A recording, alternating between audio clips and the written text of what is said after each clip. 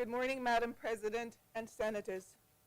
And I want to say a happy Father's Day to all fathers. Yesterday was Father's Day, and someone asked, what makes a father a real father? And this was the response. He is the one who stays even when it gets hard. He's the one who chooses to be true, to lead, to guide, to teach, to comfort, and to love, not because he has to, but because he wants to. Being a father is not just a title by blood. It is earned through presence, sacrifice, and heart. Today, as you begin your budget debate, I want each of you in this season of your life to reflect on your fathers, father figures, and the fathers who have led in this nation at every strata of our society. Firstly, reflect on the sacrifices that was made so that you could serve in this place and beyond.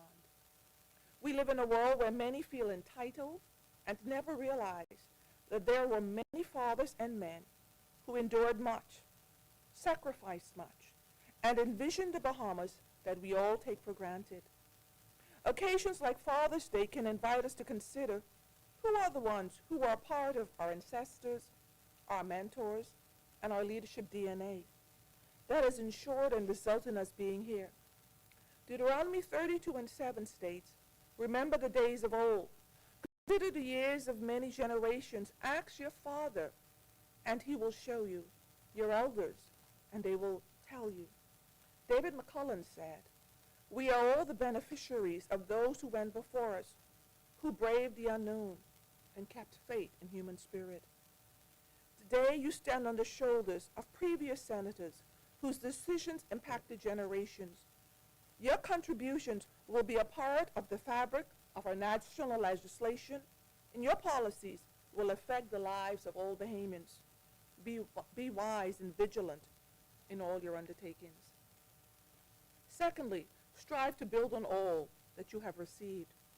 We can pause and discuss both the positive and negative aspects of our fathers and father figures. But it amazes me that many did not enjoy the opportunities, blessings, and favor extended to persons in this season of national life. Yet with all their foibles, they accomplished so much. Their example challenged you, senators, to keep first things first. You have been appointed to serve all Bahamians on a national level. Do not allow anyone to distract or to influence you otherwise. Don't strive for praise. Rather, do what is right all of the time, whether you receive accolades or not. Persevere through the challenges. View criticism and compliments the same until you have checked the source. If they are credible, accept them. If not, disregard and move forward. Hold yourself to the highest standards. There are many who are looking to your example. And finally, remember, God has blessed you, and blessed person should be a blessing to others. 1 Peter 4:10 states, as each has received a gift, use it to serve others, to serve one another, as good stewards of God's varied grace. William Jones stated, the great use of life is to spend it for something that will outlast it. Let us pray. Dear God, we give you thanks for this season, for fathers whose lives have impacted our senators individually and nationally. May they remember that to whom much is given, much is required. Help our senators in their times of debate to remain focused, to serve faithfully, to work for collaboration, and to further the development of our Bahamas. In times of discord, may they disagree in a harmonious manner, and may they receive the wisdom and strength for the days ahead. In Jesus' name. Please join in the prayer for our Lord. Our Father, who art in heaven, hallowed be thy name. Thy kingdom come. Thy will be done on earth as it is in heaven. Give us this day our daily bread, and forgive us our trespasses, as we forgive those who trespass against us. And lead us not into temptation, but deliver us from evil. For thine is the kingdom, power, and the glory, forever and ever. Amen.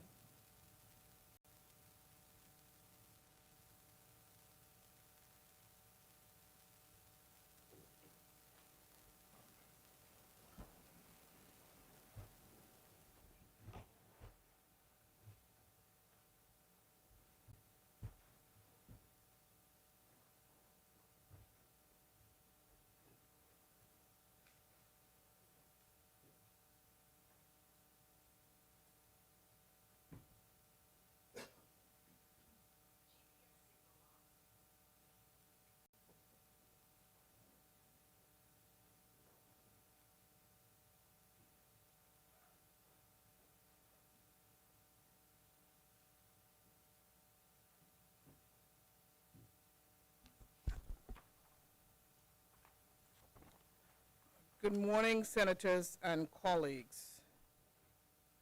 This is the morning session of the Senate for the 22nd of June, 2026. Adoption of minutes.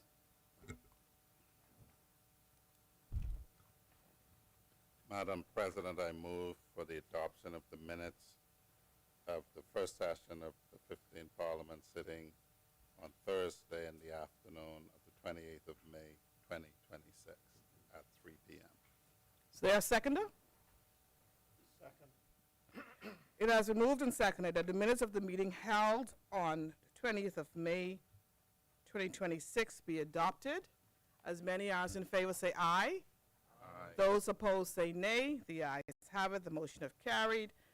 Minutes of the 20th of May, 2026 are hereby adopted. Chair recognizes Senator Honorable Wayne Monroe.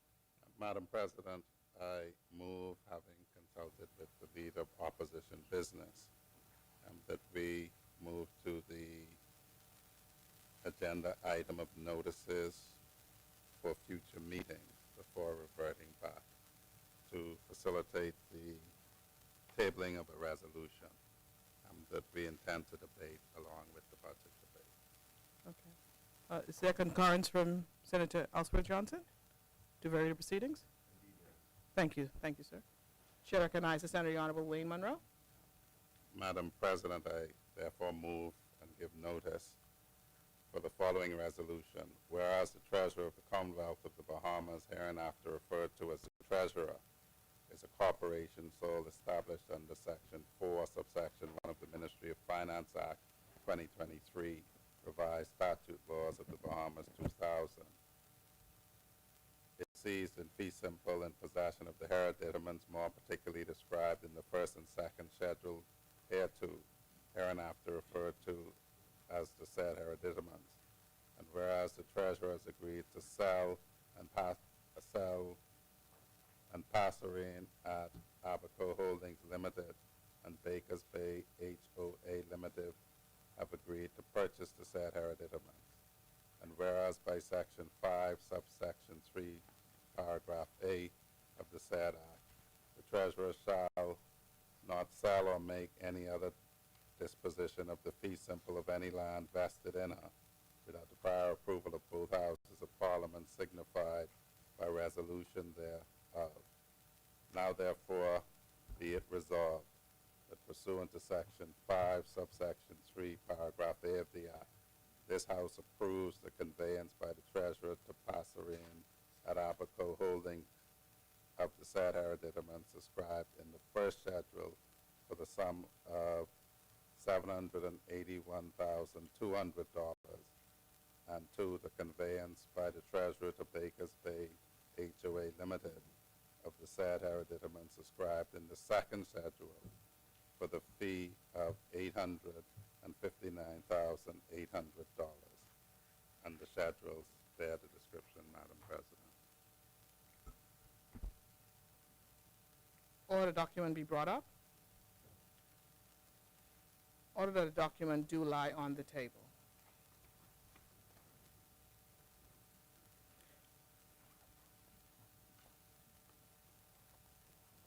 Motions for leave of absence, leave to resign, swearing in of new senators, communications by the President.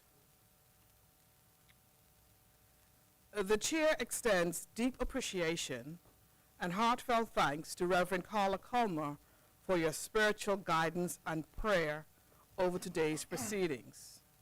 May God continue to bless you as you lead men and women to his kingdom. On today, the Senate embarks upon the vitally important budget debate for the Commonwealth of the Bahamas.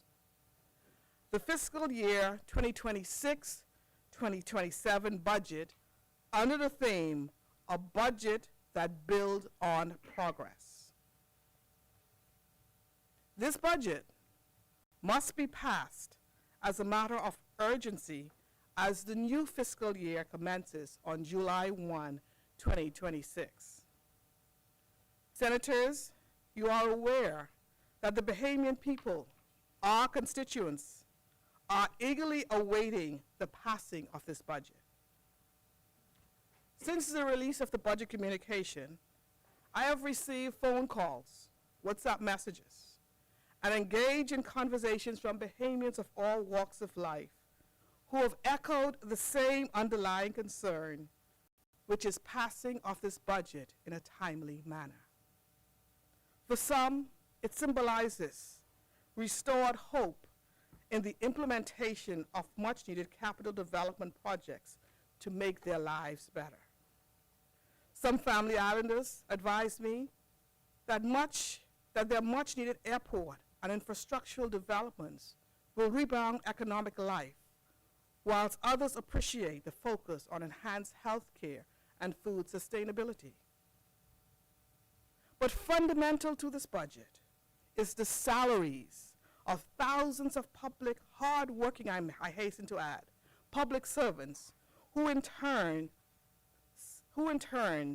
allow this salary to pay their bills and basic survival. Teachers, nurses, TCNs, custodial staff, maintenance workers, members of the armed forces, and yes, Grammy and Papa from Lily of the Valley Corner told me, do please let this budget pass. Because they are all depending on this budget to pass in order to take care of their families, buy groceries, and go on a little vacation. It is understood that this debate will be robust and at many times intense across the political divide.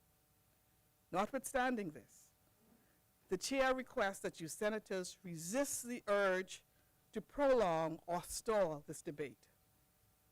Let us not play political games or political football with the livelihood of our constituents. Bahamian people from all over the Commonwealth sent us to this upper chamber on their agenda, not our agenda. From Murphytown to Maguana, from Freetown to Freeport, from Ida Street to Inagua, from Lewis Yard to Long Island, from Nassau to North Andros, from Bakers Bay to Bimini, from 8 Mile Rock to Eleuthera, and from Cat Key to Cat Island.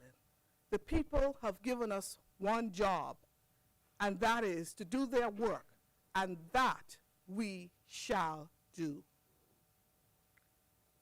At the opening of Parliament, each of you senators were given a package, and included in that package was a copy of the Senate Rules and Procedure.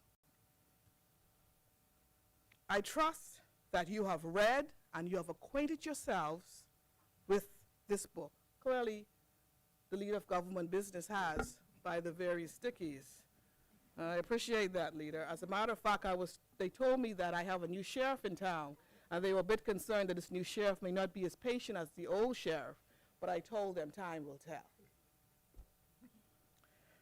I trust, let me repeat that. Can I say that again? I trust that you have read and acquainted yourselves with these important rules and procedures that govern this debate. To maintain the standard of the upper chamber and to ensure that optimal progress is made during this budget debate, the Senate rules will be strictly enforced. Can I say that again? The Senate rules will be strictly enforced. Whilst everyone will be given the right to speak and debate, I implore you to remain relevant to the debate at hand. The people's work must get done with purpose, pride, integrity, honor, and distinction that is demanded from the upper chamber. As we commence today's proceedings, the chair wishes to underscore the following rules. Before speaking, a senator must be recognized by the chair. Any senator who rises on a point of order must firstly state the infringement of the rules, which is his point of order is based, and then resume his seat. When a point of order has been raised, the senator who is speaking shall resume his or her seat. A senator shall not dissent from the ruling of the president except by substantive motion. Therefore, we're not going to go back and forward like a football with the ruling of the president. For the smooth running of the budget debate, I trust that each of you follow the Senate rules, or otherwise you will be delivering your maiden speech, but from another location. In order to maintain the standard of the upper chamber, I once again implore you to follow the rules. Any deviation from the rules will be dealt with swiftly and decisively. I now turn to the gallery. It is always a pleasure to have guests in the gallery. On today, the Senate has the pleasure of having the former clerk of the Senate, the indomitable and exemplary parliamentarian, historian, and expert, Mr. Maurice Tynes. Can you please stand?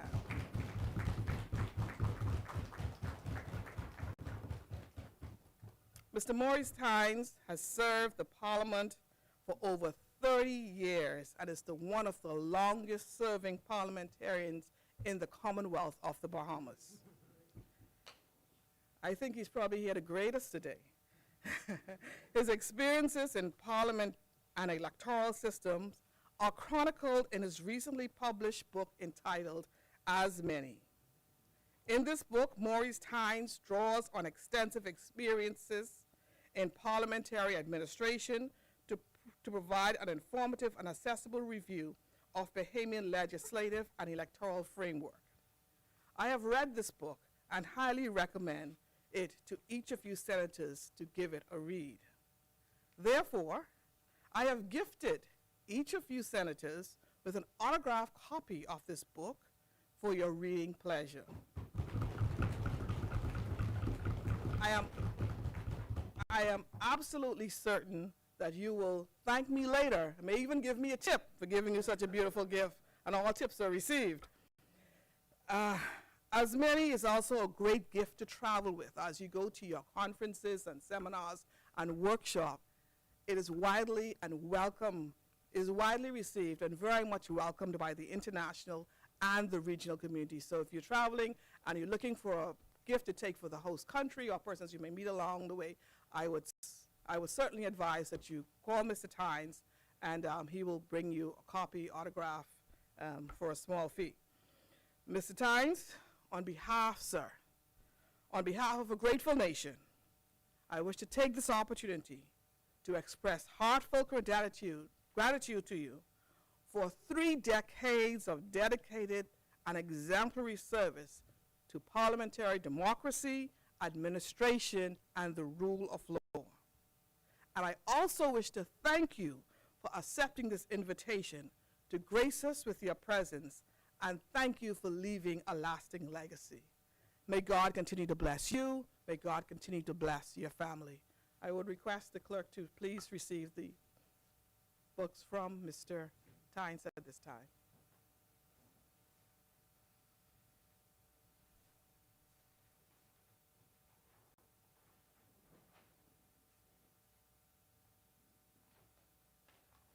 Okay. Thank you so much, Mr. Tynes. Appreciate it. May God bless you.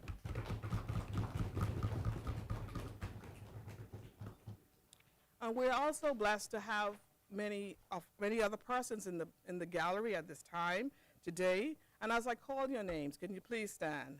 Reverend Evangelist Sandra Walker, she's a community leader,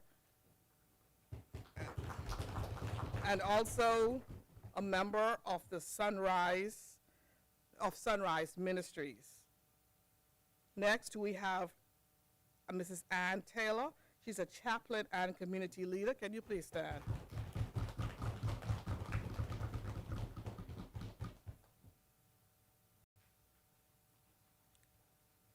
Pastor Arthur Carlton,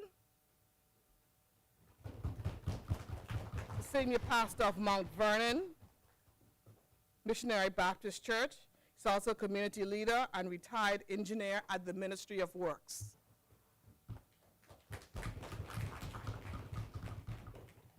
Minister Glenette Horton, executive secretary and community leader. Minister Lydia Armley, retired administrator, banker, community leader with the Carmichael Road Urban Renewal. Eileen E.J. Johnson.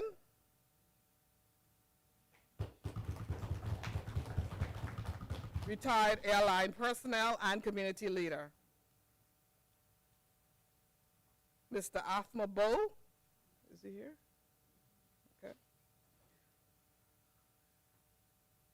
Those are all the names I received. I apologize if I did not recognize persons who were in the balcony, and I did not call, I'm sorry, in the balcony, I keep saying the balcony, in the gallery, maybe because in the gallery, those are all the names that I received thus far, but I wish to welcome all of you to the gallery, and I trust that you enjoy the proceedings today, and I am very much appreciative of all of the ministers who are in the gallery, because you must know that I need a lot of prayers. So I solicit your prayers, and I also like to thank members of the media, BIS, and other personnel who have come to capture today's proceedings. I thank you all, and I appreciate you all. On yesterday, we celebrated a day that honors the fathers in our lives. It would be remiss of me if I did not express a happy belated Father's Day to all of you senators and all of the fathers throughout the Commonwealth of the Bahamas. We honor and celebrate the strength, wisdom, and unwavering devotion of our fathers, whose guidance shape our lives and whose love leaves a lasting impression. May not just on Father's Day, but on every day, there should be a fitting tribute to all of you for all that you are and all that you do to continue to inspire us to be our better selves. Thank you once again, fathers and dads, for being that steady rock, the strong foundation and guiding light. May God bless each and every one of you senators. May God bless the Commonwealth of the Bahamas. This ends the President's communication, and I hereby table the President's communication.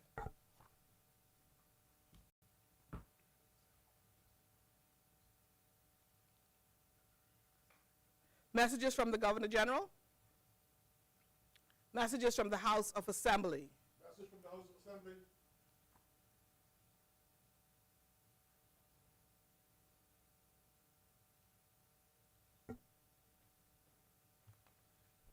Bahamas number 1. Message to the Honorable President and the Honorable Members of the Senate from the Speaker and representatives of the Honorable House of Assembly.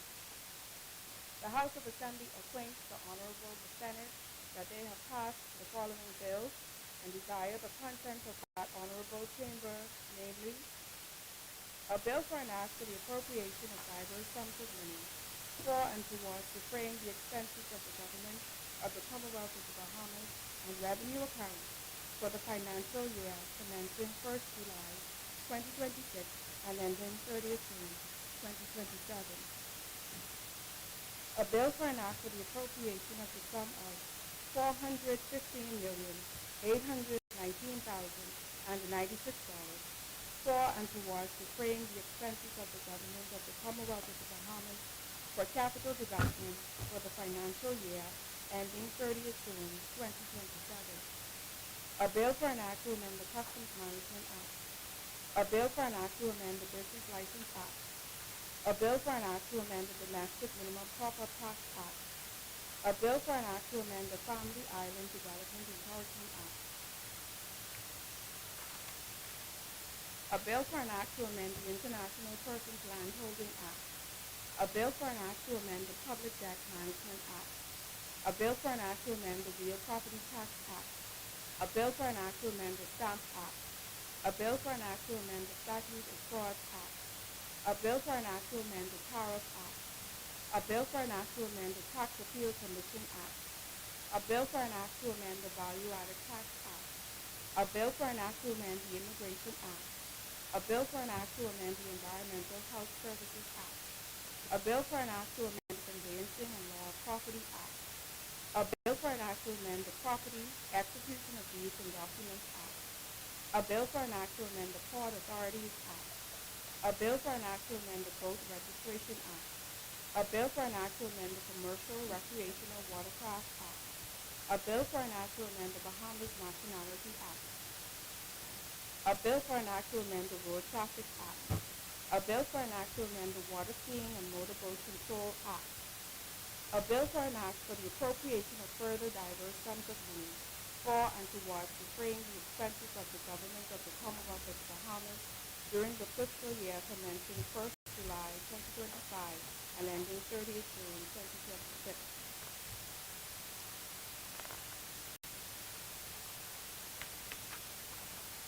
A bill for an act for the appropriation of further diverse sums of money for and towards defraying the expenses of the government of the Commonwealth of the Bahamas during the fiscal year commencing 1st July 2025 and ending 30th June 2026. House of Assembly, Nassau, 18th June 2026. Officially vote. Speaker.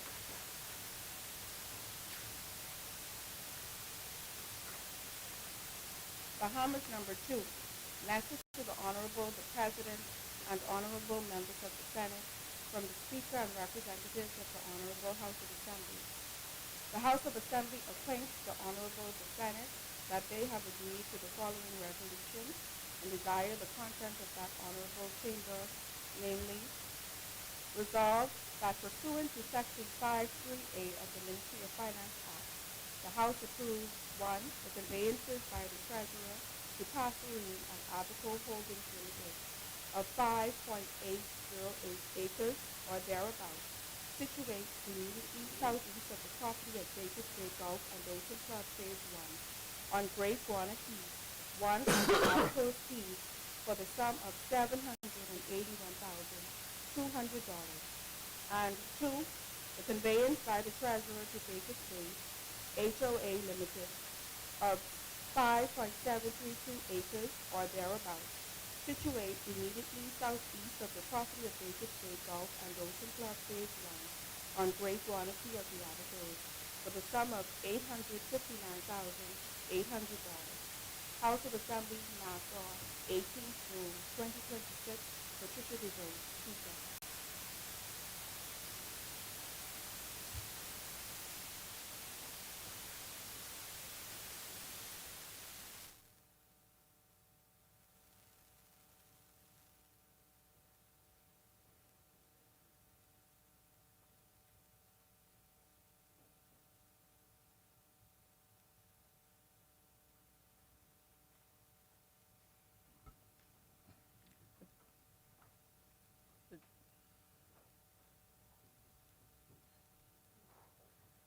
Just before I go to the next order of business, the chair failed to recognize 2 additional persons who are in the gallery. Mrs. Fiona Saunders, she's a retired RN and community leader. Can you please stand? And also Ms. Merv Darling, community leader. Can you please stand? And I believe that the HR manager of the Parliamentary Service slipped into the gallery trying not to be recognized, but I wish to ask Ms. Gibbs to please stand. Thank you. And last but not least, we have a special visitor who got a demotion to the lower chamber. I think it looks like he just want to come back and say hi to the persons in the upper chamber, because he was elevated up here, but he got demoted to the Minister of Finance. And I would just like to welcome my friend and former leader of government business, Minister Michael Halkitis, Member of Parliament. Can you please stand? Member of Parliament for St. Barnabas. I think maybe he came to keep an eye on the present Minister of Government Business, who they told me is not as patient as you are, sir. But we'll wait and see. This is a wait and see approach right now. But I thank you for gracing us with your presence, sir. It's always a pleasure. It's always an honor to see you and to have you here with us. Thank you so much. Thank you. Laying of documents by ministers. The chair recognizes Senator the Honorable Wayne Munro. Madam President, I beg leave to lay on the table of the Senate a number of documents. The first is the Price Control General Amendments, number 4, Regulation 2026. Order document be brought up. Order document do lie on the table. Further laying of documents. The next document is the Price Control General Amendment, number 5, Regulation 2026. Order document be brought up. Order document do lie on the table. Further laying of documents. The next is the Boat Registration Fixed Penalty Amendment, number 2, Regulations 2026. Order document be brought up. Order document do lie on the table. Further laying of documents. The next is the Commercial Recreational Watercraft Fixed Penalty Amendment Regulation 2026. Order the document be brought up. Order document do lie on the table. Further laying of documents. The next is the Public Debt Management Bahamas Registered Stock 2029, 2031, 2032, 2036, 2049, and 2054, number 3 directions 2026. Order the document be brought up. Order the document do lie on the table. Further laying of documents. The next is the Miscellaneous Written Law Rectification number 7, Order 2026. Order document be brought up. Order the document do lie on the table. Further laying of documents. The next is the Port Authorities Act Seabed Lease Rates and Environmental Levy Fee Amendment Order 2026. Order document be brought up. Order the document do lie on the table. Further laying of documents. The next is the Miscellaneous Written Law Rectification number 6, Order 2026. Order document be brought up. Order the document do lie on the table. Further laying of documents. The chair recognizes Senator the Honorable Jerome Fitzgerald. Madam President, I lay on the table the Office of the Auditor General's annual plan for the fiscal year 2026-2027. Order documents be brought up. Order documents do lie on the table. Further laying of documents. Madam President, I lay on the table the Ministry of Finance annual plan for 2026-2027 fiscal year. Order document be brought up. Order document do lie on the table. Further laying of documents. Madam President, I lay on the table the fiscal strategy report for the Ministry of Finance, May 2026. Order document be brought up. Order document do lie on the table. Further laying of documents. Madam President, I lay on the table the 2025-2026 supplementary budget, draft estimates of revenue and expenditure. Order document be brought up. Order document do lie on the table. Further laying of documents. Madam President, I lay on the table the Ministry of Immigration and National Insurance annual plan for 2026-2027. Order document be brought up. Order document do lie on the table. Further laying of documents. Madam President, I lay on the table the Post Office Department annual plan for the fiscal year 2026-2027. Order document be brought up. Order document do lie on the table. Further laying of documents. Madam President, I lay on the table the National Museum of the Bahamas Antiquities, Monuments, and Museums Corporation annual report for the fiscal year 2024-2025. Order document be brought up. Order that the document do lie on the table. Further laying of documents. Madam President, I lay on the table the Port Department, the Ministry of Energy and Transport annual plan for the fiscal year 2026-2027. Order document be brought up. Order document do lie on the table. Further laying of documents. Madam President, I lay on the table the Department of Meteorology annual report for the fiscal year 2026-2027. Order document be brought up. Order that the document do lie on the table. Further laying of documents. Madam President, I lay on the table the National Museums of the Bahamas Antiquities, Monuments, and Museum Corporation annual plan for the year 2025. Order document be brought up. Order that the document do lie on the table. Further laying of documents. Madam President, I lay on the table the Road Traffic Department annual plan for the fiscal year 2026-2027. Order document be brought up. Order document do lie on the table. Further laying of documents. Madam President, I lay on the table the Ministry of Energy and Transport, the Department of Energy annual plan for the fiscal year 2026-2027. Order document be brought up. Order the document do lie on the table. Further laying of documents? Madam President, I lay on the table the Ministry of Labor and Public Service annual plan for the fiscal year 2026-2027. Order document be brought up. Order the document do lie on the table. Further laying of documents? Madam President, I lay on the table the Office of the Attorney General and Ministry of Legal Affairs annual plan for the fiscal year 2026-2027. Order document be brought up. Order the document do lie on the table. Further laying of documents? Madam President, I lay on the table the Ministry of Foreign Affairs annual plan for the fiscal year 2026-2027. Order document be brought up. Order the document do lie on the table. Further laying of documents?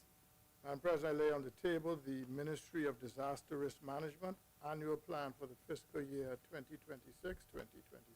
Order document be brought up. Order the document do lie on the table. Further laying of documents? And finally, Madam President, I lay on the table the Ministry of National Security and Agencies annual plan for the fiscal years 2026-2027. Order document be brought up. Order document do lie on the table. Further laying of documents? The chair No. recognizes Senator Honorable Wayne Monroe. No further laying of documents. Thank you.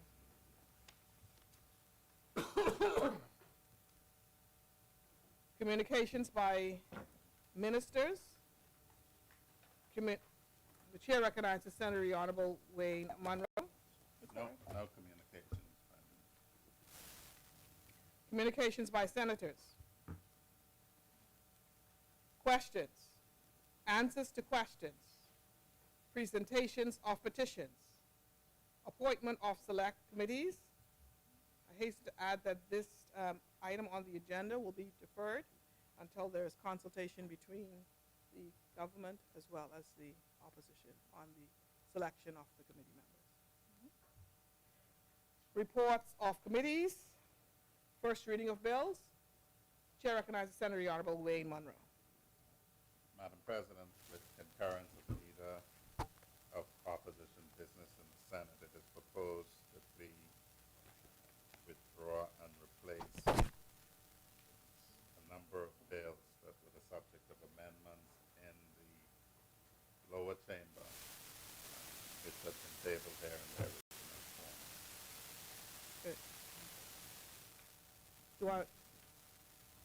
Senator Johnson, Yes, do I we do. have concurrence on this matter? I do hear confirm our concurrence. Thank you so much. Please proceed. The first is withdrawal of the real property tax amendment bill 2026, previously tabled, and replacement with the version now presented. Thank you.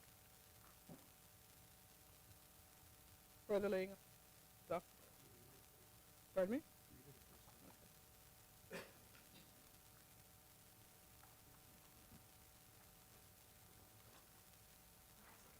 You have the second.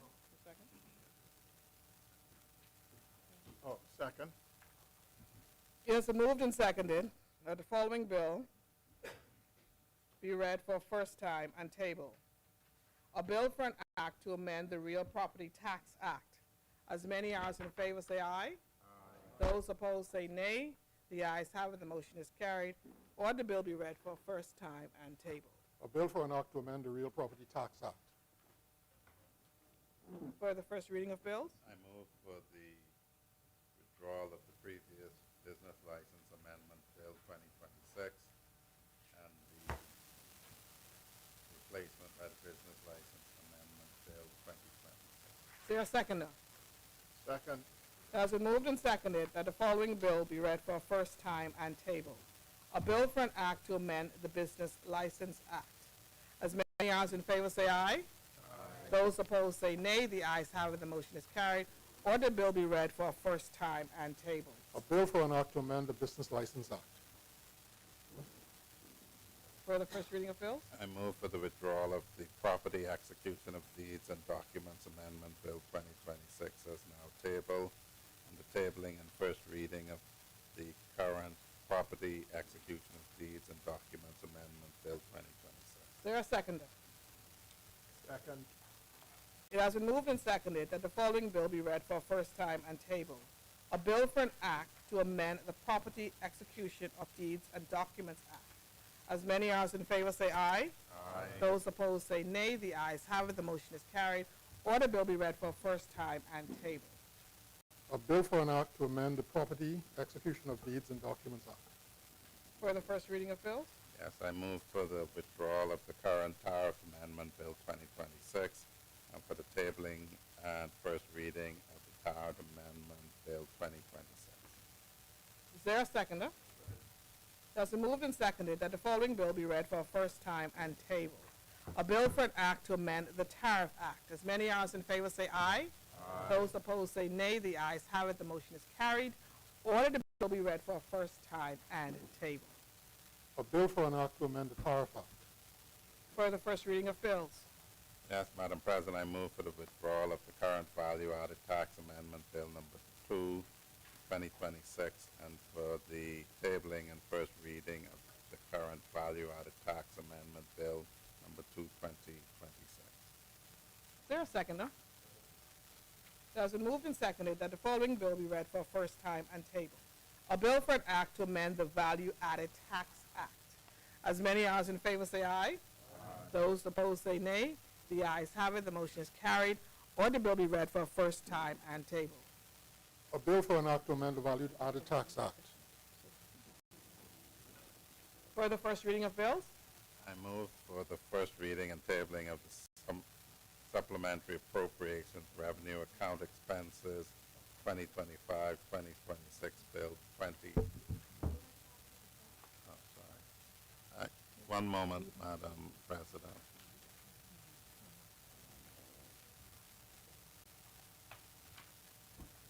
Yes, sorry. I move for the withdrawal of the current Statute of Frauds Amendment Bill 2026 and its replacement with the Statutes of Fraud Amendment Bill 2026.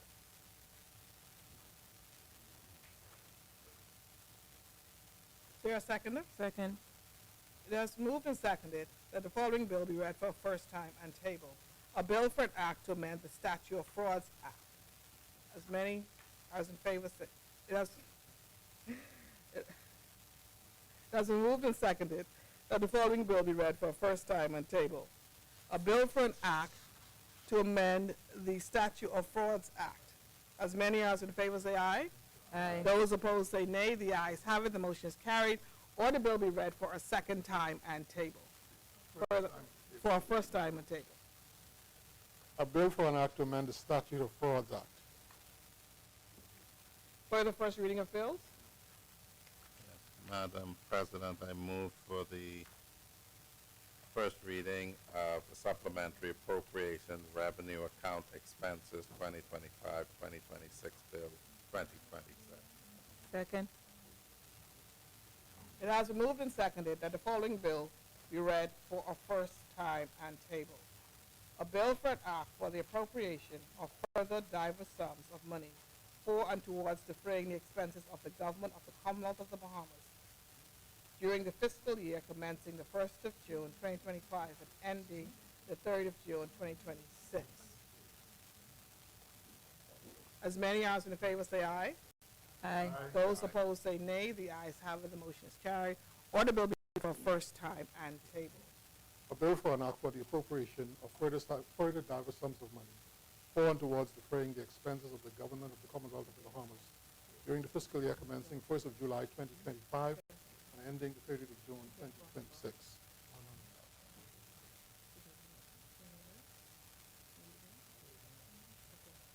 For the first reading of bills, Yes, Madam President, finally I move for the first reading, the tabling and first reading of the supplementary appropriation capital development 2025-2026 bill 2026. Second. it has been moved and seconded that the following bill be read for a first time and tabled. A bill for an act for the appropriation of further diverse sums of money for and towards defraying the expenses of the government of the Commonwealth of the Bahamas during the fiscal year commencing the 1st of July 2025 and ending the 3rd of June 2026. As many as in favor say aye. Aye. Those opposed say nay. The ayes have it. The motion is carried. Order the bill be read for a first time and tabled. A bill for an act for the appropriation of further diverse sums of money for and towards defraying the expenses of the government of the Commonwealth of the Bahamas during the fiscal year commencing 1st of July 2025 and ending the 30th of June 2026. For the first reading of bills? No further first reading, Madam President, but for the edification of senators, you, Madam President, and senators, the two supplementary bills were not previously tabled, but they were debated in the place below as a part of the overall budget debate. The supplementary bills simply redistribute any unexpended sums budgeted for one agency across to the other, and are done when there is no increase in the actual spending in either one of the accounts.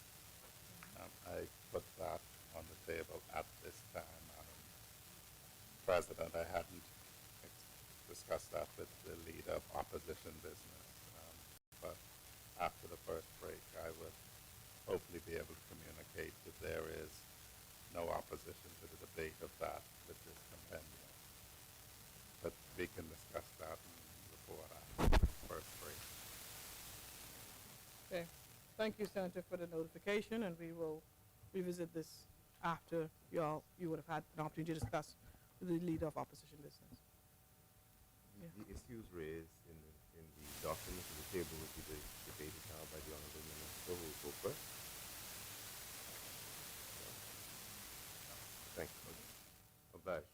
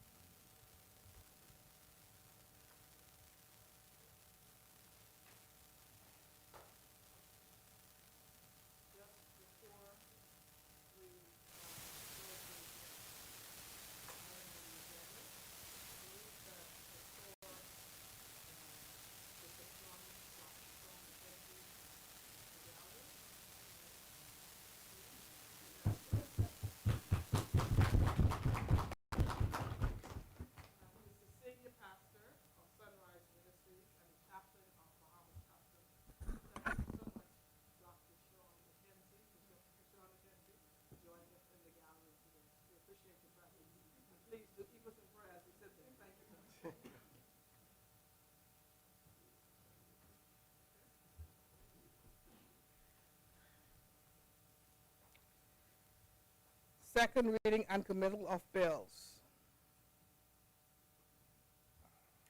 The chair recognizes Senator the Honorable Jerome Fitzgerald. Senator Fitzgerald, you have the floor. Thank you, Madam President. Madam President, I rise for the second reading and committal of a bill for an act for the appropriation of diverse sums of money for and towards defraying the expenses of the government of the Commonwealth of the Bahamas on revenue account for the financial year commencing 1st July 2026 and ending 30th of June 2027, and the compendium of bills communicated from the House. Madam President, I also rise today to make my contribution to the debate on the 2026-2027 national budget and to lend my full support to the fiscal policies, strategic investments, and economic priorities outlined by the Honorable Minister of Finance in what is appropriately themed a budget that builds on progress. At the outset, Madam President, let me extend congratulations to the Honorable Prime Minister, the Honorable Minister of Finance, my cabinet colleagues, and the many public servants whose effort contributed to the preparation of this budget. Madam President, I also want to congratulate you on securing your second consecutive term as President of this Honorable Chamber, and your Vice President, Senator Major, for her ascension. I want to congratulate all government senators, the Attorney General and Minister of Social Services, the Leader of Opposition Business, Senator Johnson, and opposition members. I look forward to engaging in this Senate on issues and ideas that affect the lives of the people we serve. A national budget is more than a financial statement. It is a declaration of priorities. It is a reflection of values. It is a roadmap for national development. It is a statement of confidence in the future. And above all, it is a commitment to the people we serve. Madam President, this budget arrives at a significant moment in the history of our nation. Only weeks ago, the Bahamian people exercised their democratic right and renewed the mandate of this administration. Their decision was historic. For the first time in nearly 3 decades, an administration was returned to office for a consecutive term. In my opinion, this election truly belongs to the young people of this nation.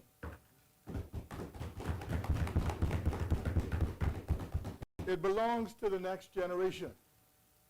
It belongs also to young PLPs, many who are in this chamber and who I had the privilege to work with during the campaign. I intentionally did not say that I led because I learned as much from them as I hope they learned from me. The future of the PLP and the country is in good hands with these young, talented, and committed patriots, many sitting at this table and in that other place. They integrated technology, graphics, and AI into our campaign at a level never witnessed before in the history of our country. I entered this chamber 20 years ago, and I've been involved in politics now for 30 years. And I have watched every aspect of campaigning change over those years. Similarly, I have observed how our economy has changed, and the challenges we face have grown more complicated, while the world has become more competitive. Madam President, the outcome of this election reflects more than electoral success. It reflects confidence, it reflects trust, it reflects stability, and it reflects the considered judgment of the Bahamian people that the country should continue on its current path of progress. The electorate was presented with a choice between continuity and uncertainty, a choice between progress and disruption, a choice between building upon established gains or risking the loss to hard-won momentum. The Bahamian people spoke clearly. They chose progress.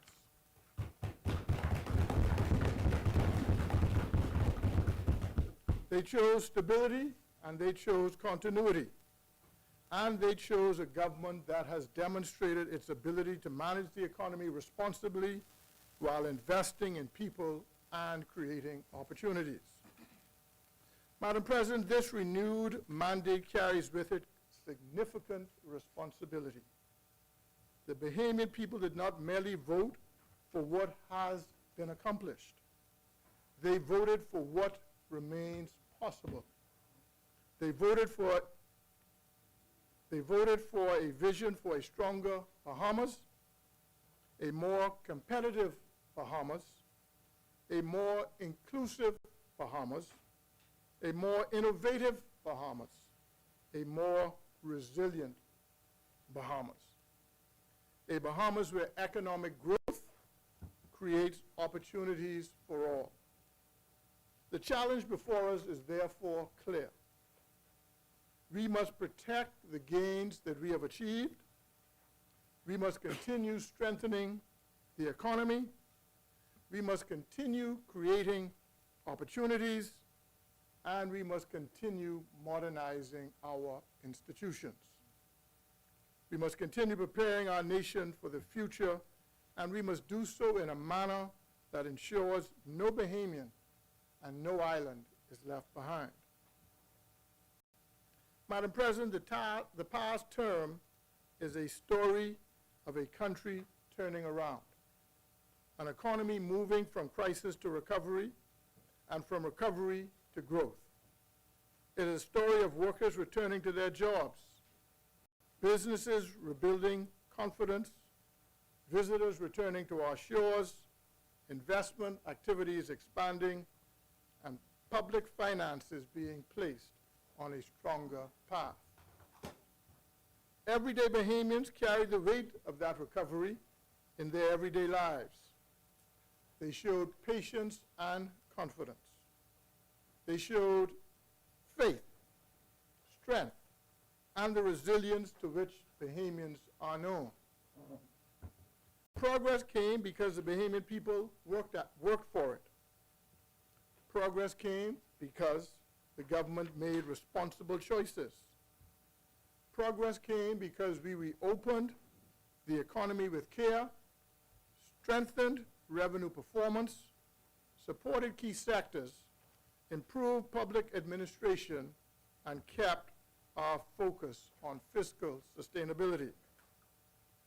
Madam President, the results could not be more obvious. The Bahamas has moved from downgrade to upgrade. It has moved from uncertainty to renewed confidence. It has moved from a fragile base to a stronger economic foundation. On May 12, 2026, the Bahamian people elected this administration to continue that progress.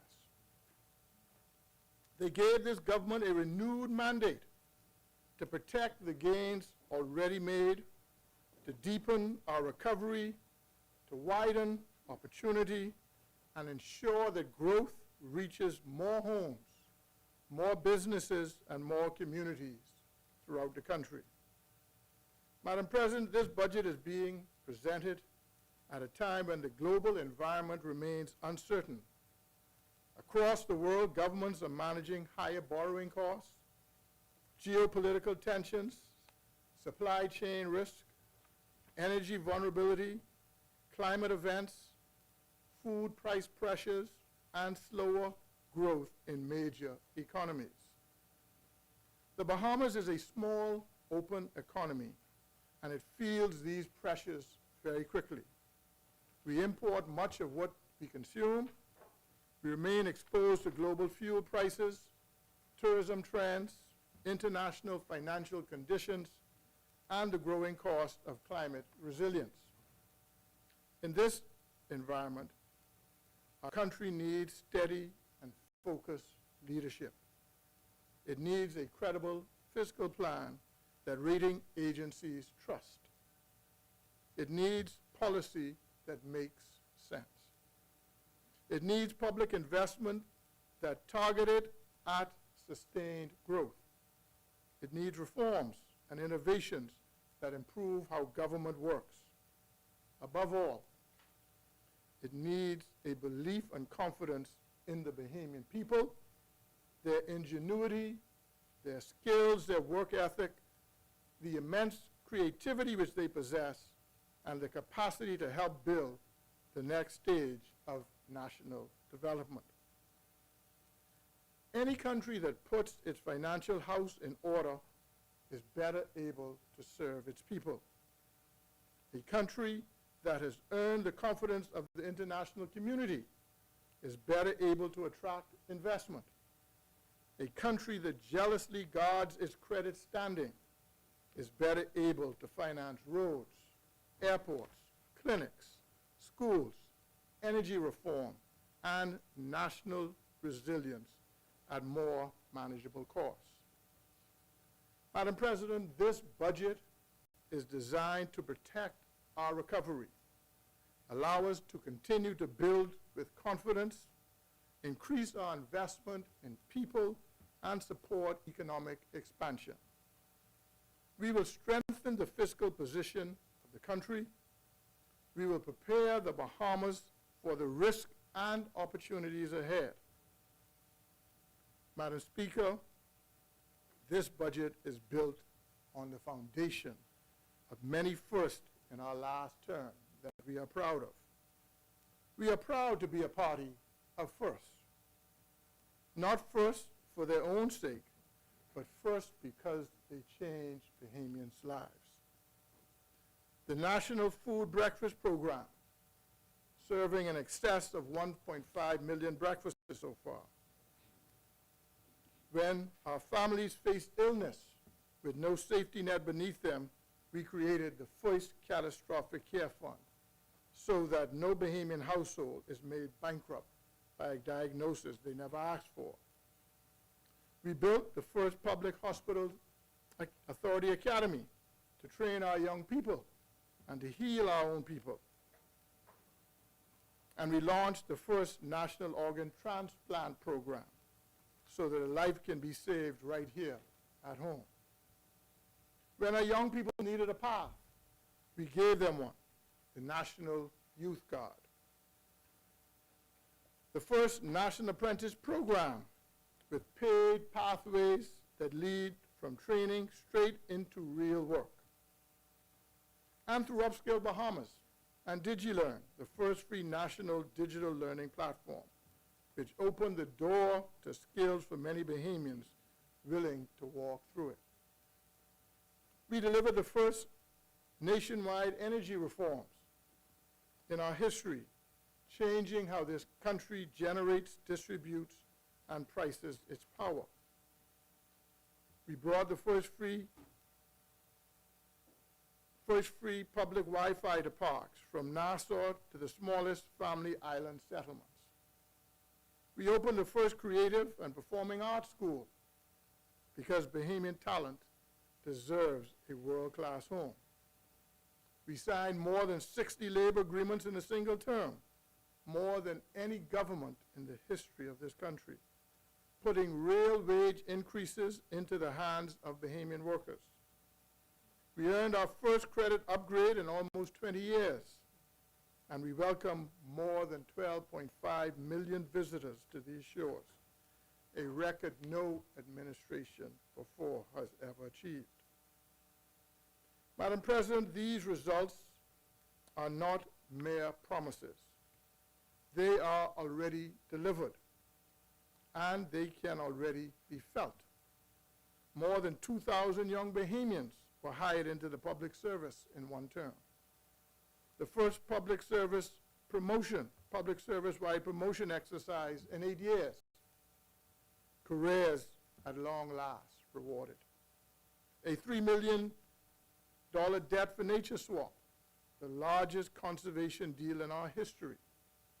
5 new clinics built and 52 renovated across our country. Major upgrades are underway at the Princess Margaret Hospital and the Rand Memorial Hospital, and 2 new hospitals are breaking ground. 19 airports are being built or upgraded across the Family Islands so that no island will be left behind. We are investing hundreds of millions of dollars throughout our country because of the faith and confidence we have in our people and in our economy.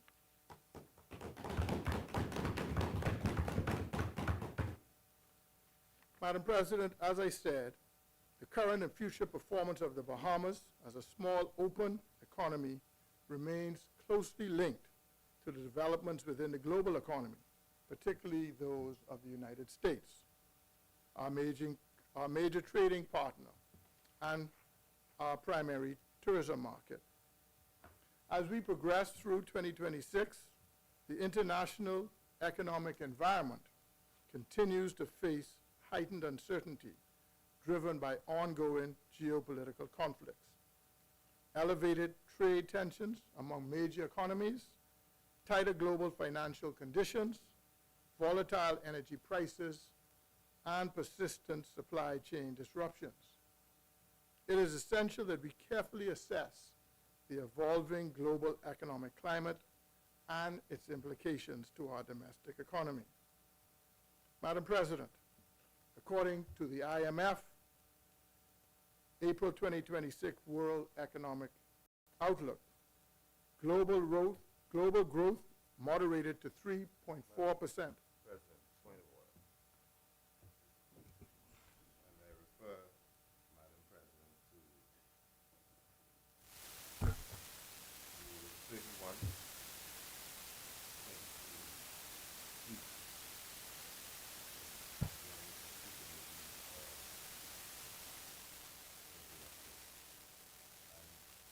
But that's provided he gives way. Yes. Are you giving way? Okay, go right ahead.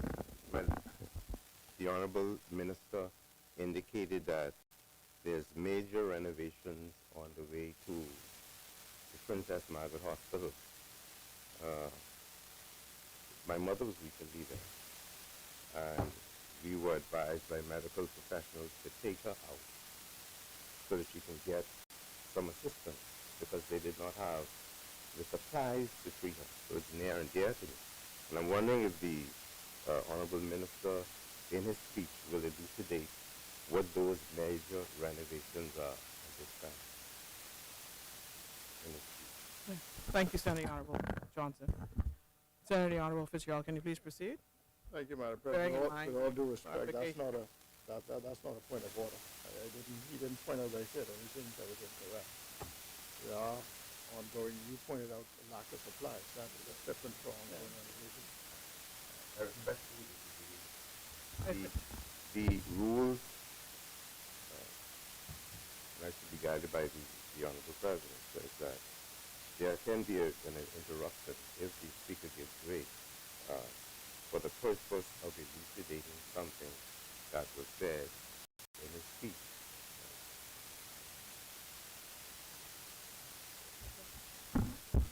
Okay, so it's not a point of order. Okay.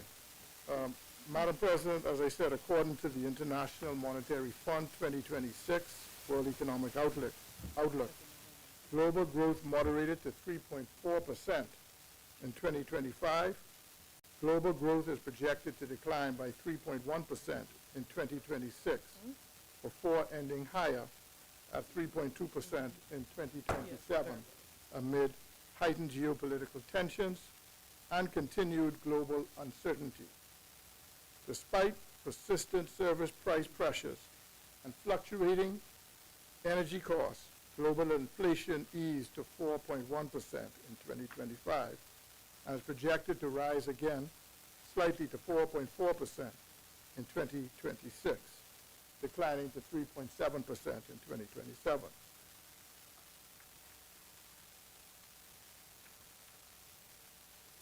The Bahamian economy, Madam President, continued to distinguish itself throughout 2025 and into the first quarter of 2026, demonstrating resilience, momentum, and a degree of stability that speaks to the strength of our national recovery. This mold-breaking and outstanding performance is supported by sustained tourism activity, increased labor market conditions, continued investment, and stable domestic conditions. These developments point to an economy that is not merely recovering, but advancing with confidence into the next calendar year.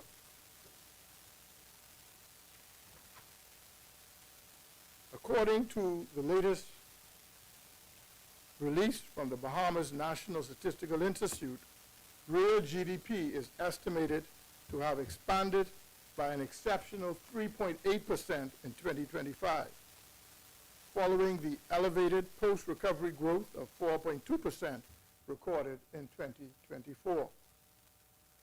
This performance once again surpassed earlier external expectations, including the IMF's estimate of 2.8% in 2025. The IMF now places real GDP growth at 2.1% in 2026. Yes, Madam President, the recent record is instructive. Year after year, the Bahamas has shown that its economic momentum is stronger than many observers had anticipated. And Madam President, I recall when we first came into office and the IMF came to visit with the then Minister of Finance, the Honorable Prime Minister, myself, and Minister Akitas was in the room, and they indicated what they had not only projected for the Bahamas, but what their recommendation was for the Bahamas to recover from a fiscal and financial standpoint. Of course, included in their recommendations were the increasing of taxes, including VAT, the increasing and the reduction of the civil service, shrinking the civil service, and essentially tightening our belt. Then Prime Minister said to them that he was going to do the exact opposite. He said he did not, and this government did not believe in austerity. We believed in the Bahamian people, and we believed that, given the opportunity, that they would work with the government to grow our economy. Told them that we were going to cut VAT by 12% to 10%. We were not going to decrease the public service, and in fact, we were going to open the economy even further. They left unimpressed and unsure about what the future of the Bahamas would look like. Fast forward 3 years later, they would have to admit and put in writing in their report that the recovery of the Bahamas was, and I quote using their words, remarkable.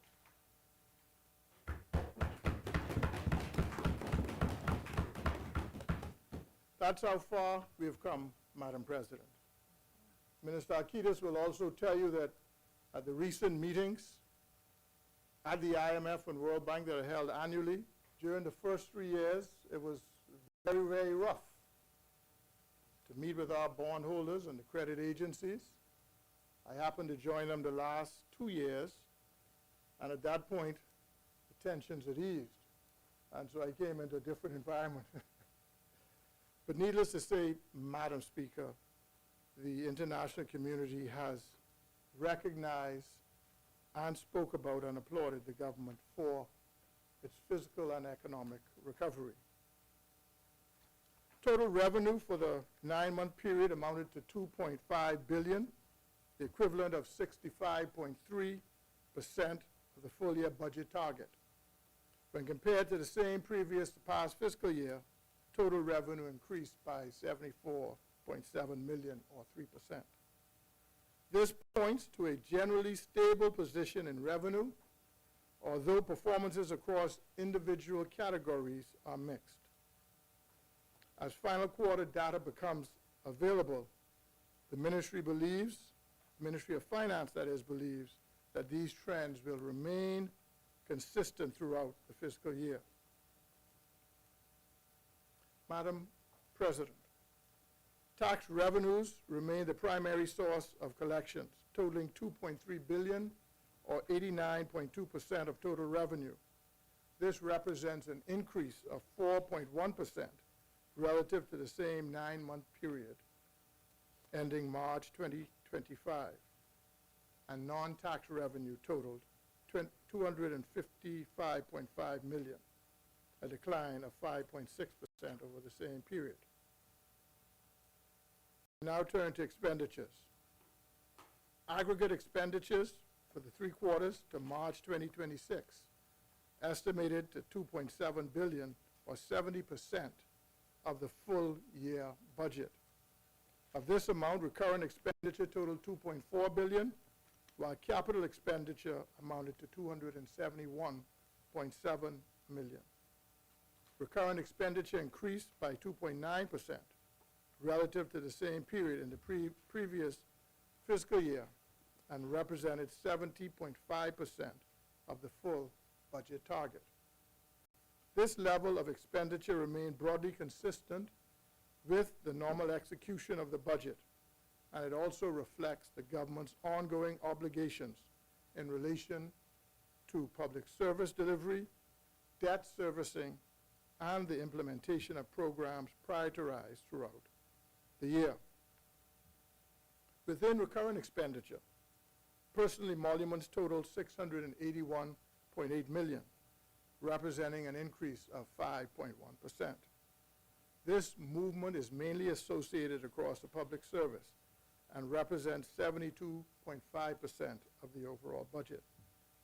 Interest payments on public debt amounted to $452 million, increasing by 1% relative to the same period in 2025. While debt servicing remains a significant component of significant component of recurrent expenditure, the contained rate of increase is consistent with the government's focus on prudent debt management and fiscal consolidation over the medium term. Capital expenditure totaled $271 million during the review period. These outlays are supported the continued implementation of the government's capital program, including investments in public infrastructure, public sector modernization, and national priorities. The deficit. The fiscal deficit stood at $157.5 million at the end of March 2026, a 0.9% of GDP. Although this was higher than the $130 million recorded during the same period in the previous fiscal year, the overall fiscal position remained supported by revenue growth, measured expenditure execution, and a continued primary surplus. The primary balance recorded a surplus of $294.5 million at the end of March 2026. This represented a $22.8 million decrease comparative to the prior year. The primary deficit is an important indicator of the underlying fiscal position, as it shows that revenues remained sufficient to cover non-interest expenditure over the review period. Our improvement is reflected in the increased borrowing and debt repayment activity during this year, driven mainly by our ongoing financing operations and the rollover of short-term obligations as they matured. Our gross borrowing during this 9 months in the fiscal year amounted to $2.5 billion, while our debt repayments totaled $1.8 billion. However, the excess borrowing receipts were transferred to the National Investment Fund and not used for deficit financing. This underscores our commitment to meeting our obligations, maintaining our targets, and fostering stable fiscal consolidation. Madam Speaker, central debt stood at $12.5 billion, representing a modest increase of 6.4% when compared to the end of March 2025. It is important to note that the growth in the economy outpaced the growth recorded for central government debt stock at the end of March 2026. External debt accounted for $5.4 billion, accounting for 43.4% of total central government debt. Domestic debt totaled $7.1 billion, representing a 56.6% of total debt and increasing by 6% relative to March 2025. Madam Speaker, I will add that it will be a continued strategy of this government to continue to reduce our exposure to external debt while increasing our local domestic debt. The composition of this debt stock continues to reflect the government's balanced approach to financing, with domestic debt remaining the largest share of the portfolio. Madam President, while performances across individual revenue categories are mixed, the broader fiscal position remains consistent with the government's commitment to fiscal responsibility, improved revenue administration, affordability for Bahamian families, and the long-term strengthening of our public finances. As we move towards the close of the financial year 2025-2026, the full fiscal outlook will be shaped by several important developments across revenue, expenditure, and financing activities. One of these developments relates to the domestic minimum top-up tax, which is a tax designed to ensure that large multinational enterprise groups operating in the Bahamas are subject to the minimum tax rate of 15%. Revenue collections under domestic top-up tax are budgeted at $130 million, or 0.7% of GDP. This is a new revenue category for the government, and the related collections are expected to be received by June of this fiscal year.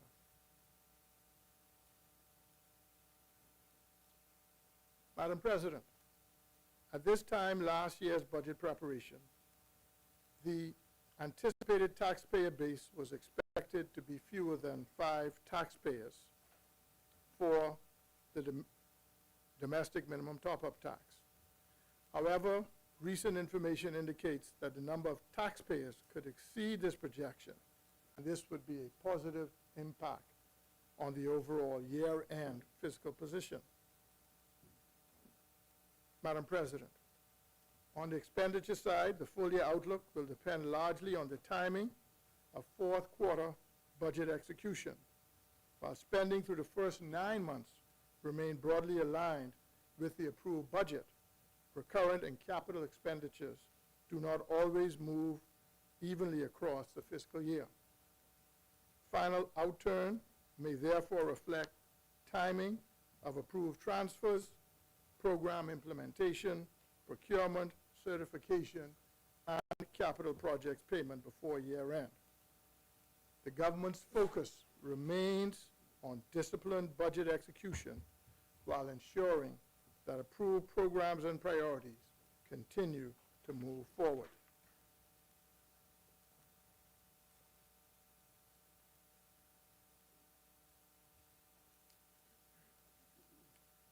Madam President, allow me to mention that the composition of our public debt is also expected to improve over the projected horizon.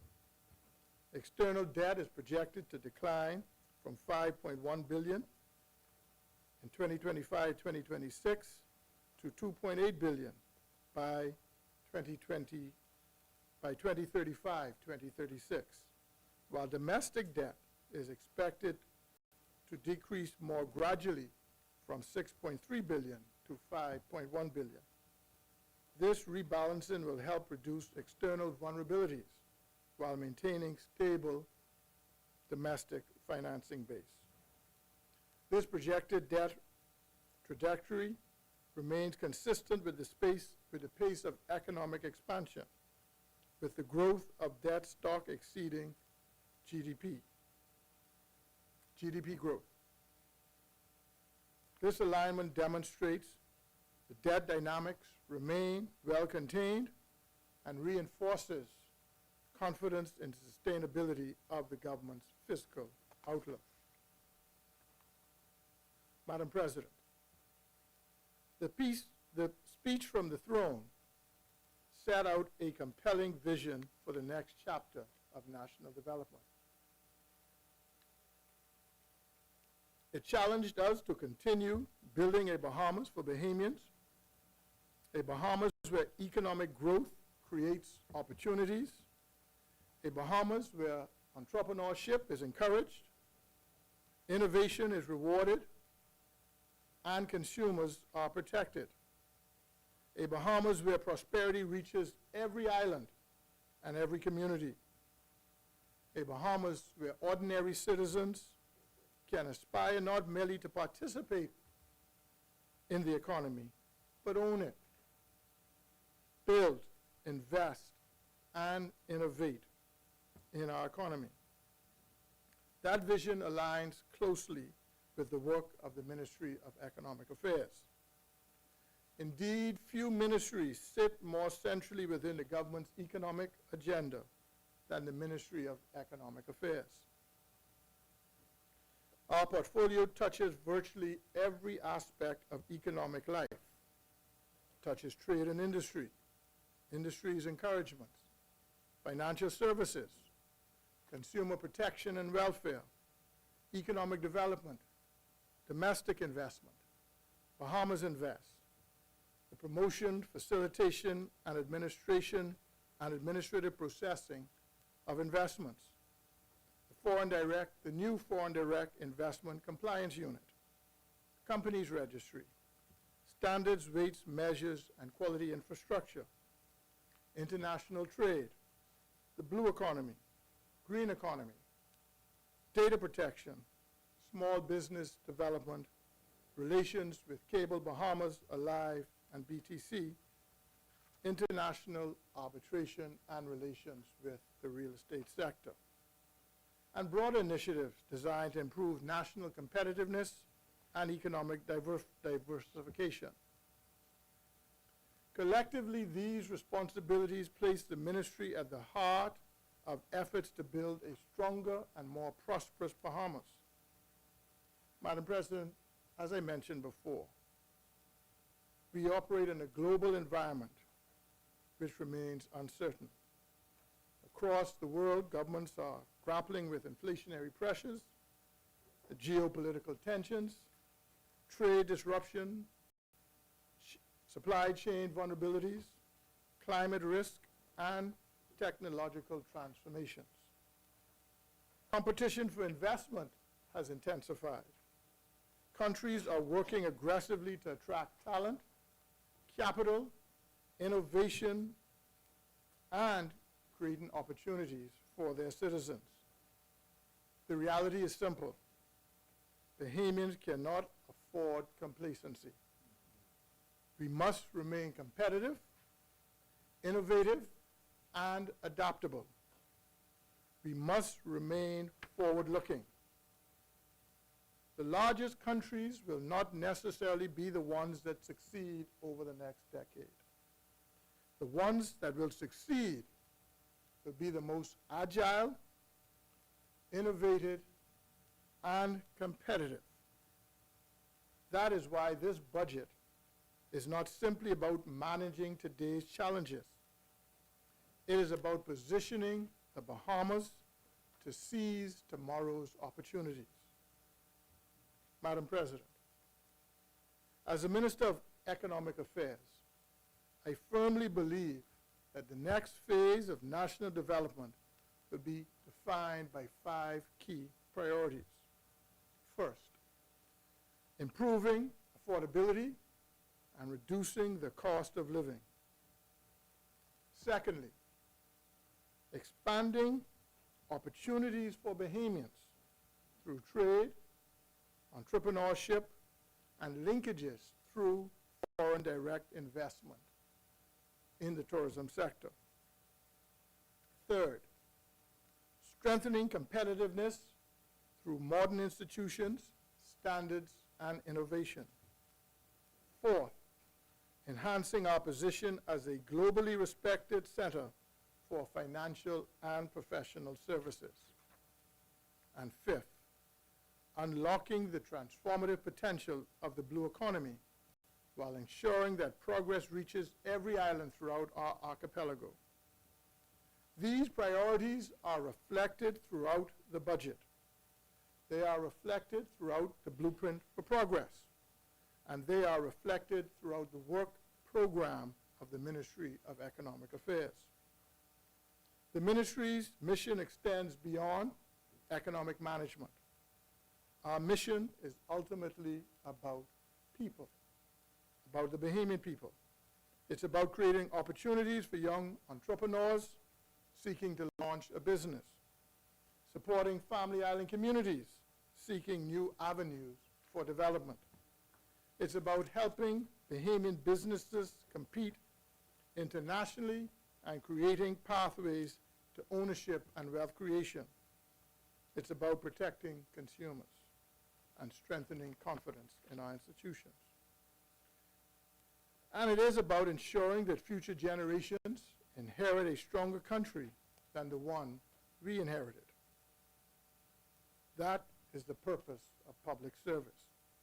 That is the purpose of economic policy. And that is the purpose of this budget. Madam President, the Bahamas enters this new parliamentary term from a position of confidence. Not because our work is complete, not because every challenge has been solved, not because every objective has been achieved, but because we have a clear direction, a clear strategy, and a clear mandate, and a clear understanding of the opportunities that are before us. The question before us is not whether there's more work to do, because there is. The question is whether, as a country and as a people, we have the courage, discipline, and vision required to continue moving forward. And I know we do. The Bahamian people believe we do. And this budget demonstrates that this government is prepared to do exactly that. Madam President, having outlined the national context and the priorities that will guide the Ministry of Economic Affairs during this fiscal year, I now turn to an issue that affects every household, every business, and every community throughout our nation. Madam President, if there's one issue that consistently arises in conversations, it is the cost of living and the importance of creating a more affordable and competitive Bahamas.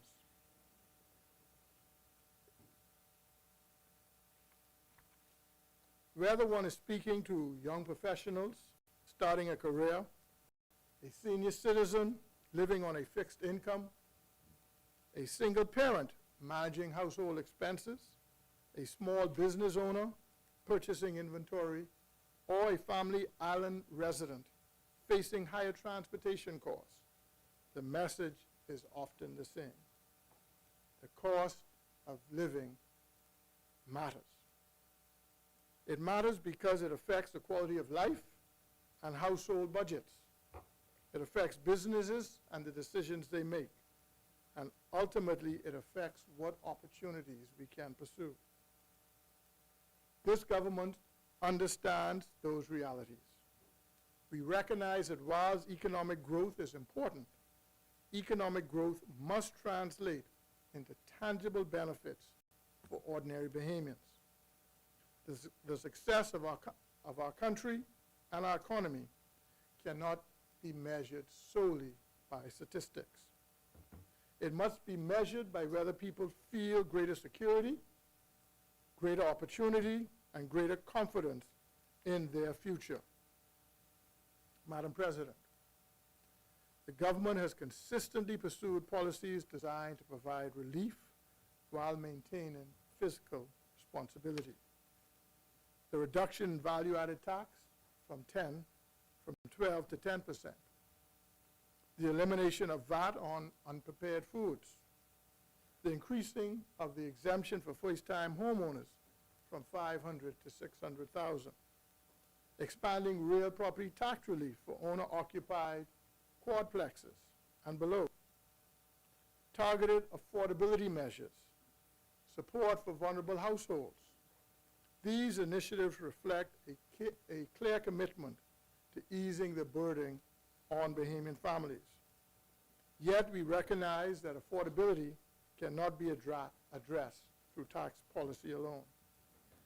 Long-term affordability requires structural reforms. It requires stronger competition. It requires improved market efficiency. It requires more diversified supply chains. It requires better consumer information. And it requires institutions dedicated to protecting consumers. That is why the Ministry of Economic Affairs has placed affordability and consumer protection at the center of our policy agenda. Madam President, one of the most significant economic reforms announced in the speech from the throne is the government's commitment to introducing competition legislation. This reform is long overdue. Competition is one of the most powerful tools available to improve market outcomes. Competition encourages efficiency and promotes innovation. Competition rewards productivity and expands consumer choices, and it helps reduce unnecessary costs. Consumers, of course, benefit through better prices and improved services, and businesses benefit through innovation and greater opportunities to compete fairly. Likewise, the economy benefits through increased productivity and stronger growth. Madam President, competition is not anti-business. To the contrary, it supports business developments, creates a level playing field where success is determined by performance rather than unfair market practices. The objective is clear: to promote fair and transparent markets, to discourage anti-competitive conduct, to strengthen consumer confidence, and to support long-term economic growth. This reform represents one of the most important modernization initiatives of this parliamentary term. While competition represents a future reform, consumer protection is already occurring every day through the work of the Consumer Affairs Unit. Its officers serve as advocates for fairness, transparency, and accountability. At this point, I want to commend past Senator Randy Rohl for his chairmanship and the great work he did in really bringing this unit to the forefront. Their work includes consumer education, complaint resolution, price monitoring, market inspections, business engagement, public awareness initiatives, legislative administration, and enforcement activities. Although much of their work occurs quietly and often away from the public attention, their impact is significant. And I want to thank and congratulate all the members of that unit, because every complaint is investigated, every consumer assisted, every inspection is completed, every educational initiative is delivered, and it contributes to a more fair and transparent marketplace. The government remains committed to strengthening the capacity of the unit and ensuring that consumers throughout the Bahamas continue to receive effective protection and support. Madam President, a strong economy is not measured solely by large corporations or major investment projects. A truly successful economy is one where opportunity exists at every level. Opportunities for the entrepreneur with an idea, a small business seeking to expand, opportunity for young graduate entering the workforce, and the family islander seeking new markets. Opportunities for Bahamians to build wealth, create enterprise, and participate meaningfully in national development. That is why economic diversification remains one of the central pillars of the government's economic agenda. For many years, successive administrations have spoken about diversification. Today, we are focused on implementation, because diversification cannot remain a concept. It must become a reality. It must be reflected in the businesses we create, the industries we develop, the exports we produce, the investments we attract, and the opportunities we generate for Bahamians. Madam President, the Ministry of Economic Affairs is committed to building an economy that is broader, stronger, more resilient, and less dependent on a limited number of sectors. This objective is reflected through the Blueprint for Progress and throughout the ministry's strategic agenda. Madam President, trade has always played an important role in the development of the Bahamas. Our geographic location has positioned us at the crossroads of international commerce for centuries. Today, however, global trade is evolving rapidly. Supply chains are changing. Technology is reshaping commerce. Consumer preferences are shifting. New markets are emerging. Countries that adapt will thrive. Countries that fail to adapt risk being left behind. The Bahamas will be amongst those that adapt, Madam President. That is why the ministry continues to advance policies designed to strengthen competitiveness, improve market access, expand exports, and diversify commercial relationships. Because trade is not merely about imports and exports. Trade is about opportunity. It's about jobs and entrepreneurship. Trade attracts investments. Trade generates foreign exchange. Trade strengthens national resilience. And trade helps connect Bahamian businesses to the wider world. Madam President, one of the most significant opportunities before us is expansion of Bahamian exports. For too long, our national economic conversation has been primarily focused on imports. Yet sustainable development requires a stronger export sector. We must continue creating pathways for Bahamian products and services to reach international markets. The ministry, therefore, continues advancing initiatives designed to strengthen export readiness, improve competitiveness, and support market access. Our objective is not simply to increase exports. Our objective is to create export-ready businesses. Businesses capable of competing internationally, businesses capable of meeting international standards, businesses capable of creating jobs and generating foreign exchange earnings. Madam President, the Bahamas possesses tremendous export potential. Food products, beverages, professional services, creative products, technology services, marine products, specialized manufacturing, knowledge-based industries. The challenge is not the absence of opportunity. The challenge is ensuring that Bahamian businesses possess the tools necessary to seize those opportunities. Madam President, entrepreneurship remains one of the most powerful engines of growth in any economy. Entrepreneurs create opportunities where none previously existed. They identify solutions to problems.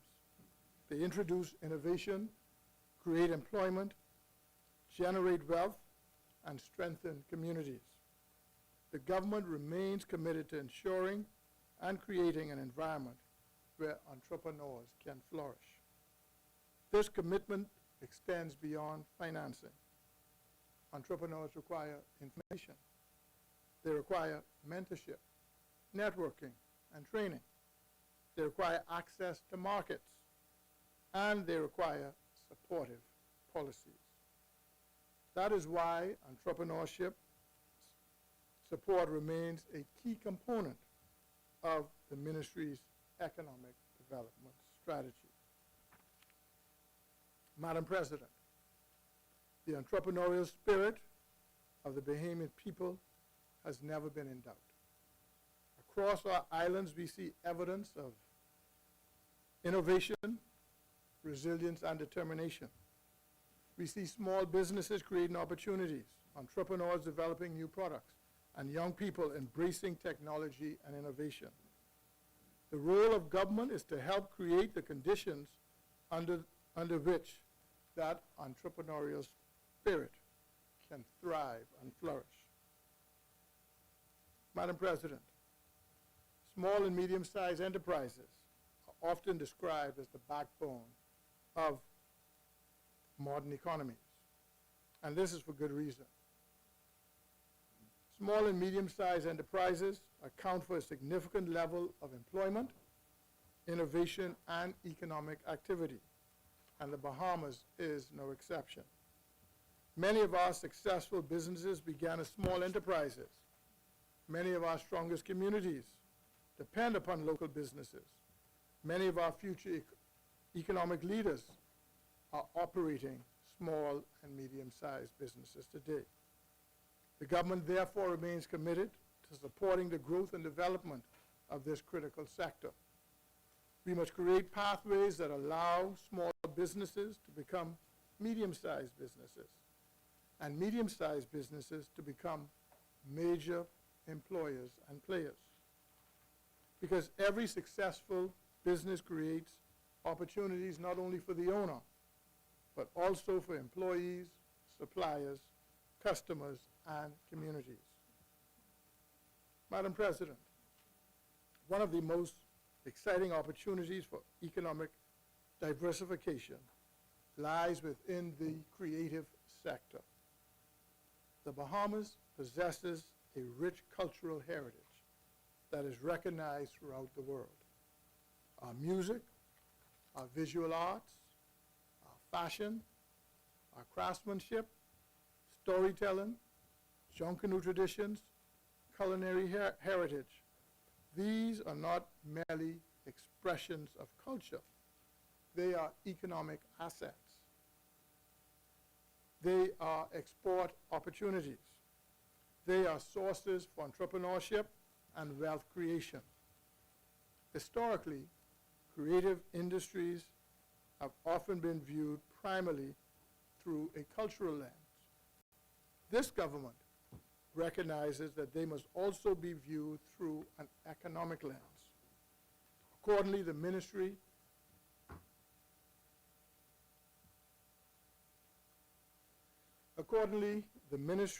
has advanced a creative sector export strategy designed to strengthen the international competitiveness of Bahamian creative products and services. The strategy seeks to expand export opportunities, improve market access, support intellectual property development, strengthen business capacity, facilitate the participation in international markets, and promote Bahamian brands globally. Madam President, Madam Vice President, we want Bahamian artists exporting internationally. We want Bahamian designers reaching global customers. We want Bahamian musicians seeking access to new markets. And we want Bahamian cultural enterprises becoming internationally recognized businesses. We want creativity to become an increasingly important contributor to national economic growth.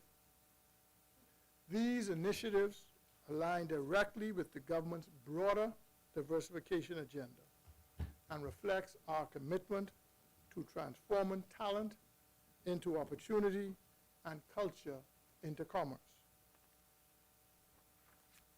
Madam Vice President, economic development must create opportunities for Bahamians. This principle remains central to the government's approach to domestic investment. While foreign direct investment remains important, we must also continue strengthening opportunities for Bahamians, for Bahamian investors and business owners, because ownership matters. Ownership creates wealth, independence, and generational opportunity. The most successful economies around the world support and encourage their citizens to participate meaningfully in ownership, production, and investment. That is why the ministry continues supporting policies and initiatives designed to strengthen domestic investment and expand opportunities for Bahamians. A strong economy requires stronger Bahamian participation, ownership, and increased entrepreneurial opportunities. Madam President, trade, investment, entrepreneurship, exports, ownership, these are not separate issues. They are interconnected components of a broader national strategy, a strategy designed to create opportunities and to diversify our economy, a strategy designed to empower Bahamians and build prosperity. The Ministry of Economic Affairs remains committed to ensuring that Bahamians are not merely participants in the economy. We intend for Bahamians to be owners, exporters, innovators, and global competitors. And we intend for Bahamians to be the beneficiaries of the progress that we build together. Madam President, Madam Vice President, while trade, investment, and entrepreneurship create opportunities, a modern economy must possess strong institutions, internationally competitive services, and the confidence of investors throughout the world. It is therefore critically important that financial services sector and broader economic modernization agenda that I now turn. Madam President, as we continue building a stronger and more diversified economy, we must ensure that the Bahamas remains competitive within sectors where we have already established international credibility and comparative advantage. Among those, none is more important than the financial services sector. For decades, financial services have stood alongside tourism as one of the principal pillars of the Bahamian economy. This sector has generated employment, it has attracted foreign investment, it has contributed significantly to government revenue, it has strengthened our international profile, and it has created opportunities for generations of Bahamian professionals. The success of this sector did not happen by accident. It is a product of decades of investments in institutions, legislation, regulatory systems, professional expertise, and international engagement. Today, the Bahamas remains one of the world's most respected international financial centers in the world. And this position must not be taken for granted.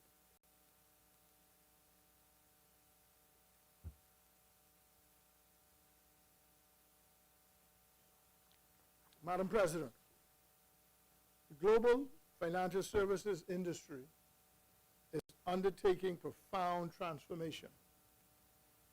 Technology is changing how services are delivered.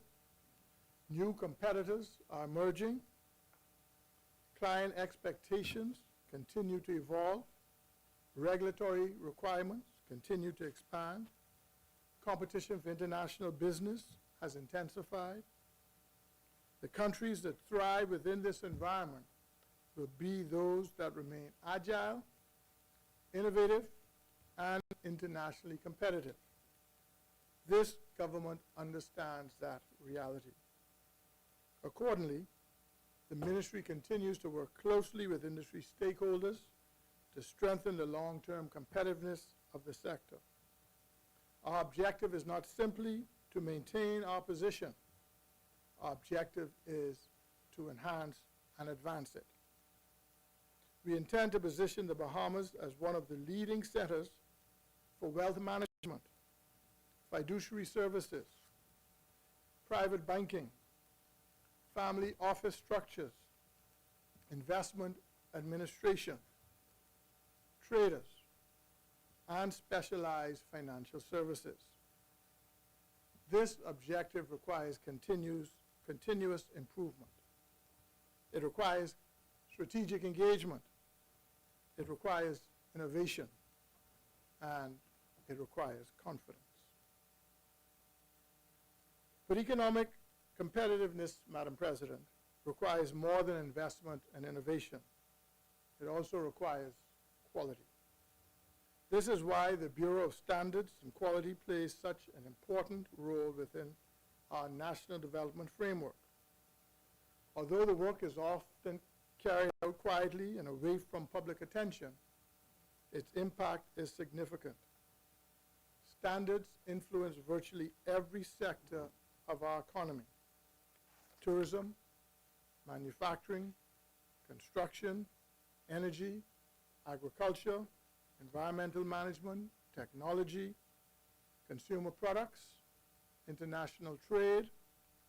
Standards create consistency, they create reliability, and they create confidence. Madam President, this year marks the 10th anniversary of the Bahamas Bureau of Standards and Quality. Over the past decade, the Bureau has evolved into a critical institution supporting economic development, trade facilitation, and quality infrastructure throughout the Bahamas. Its achievement deserves recognition.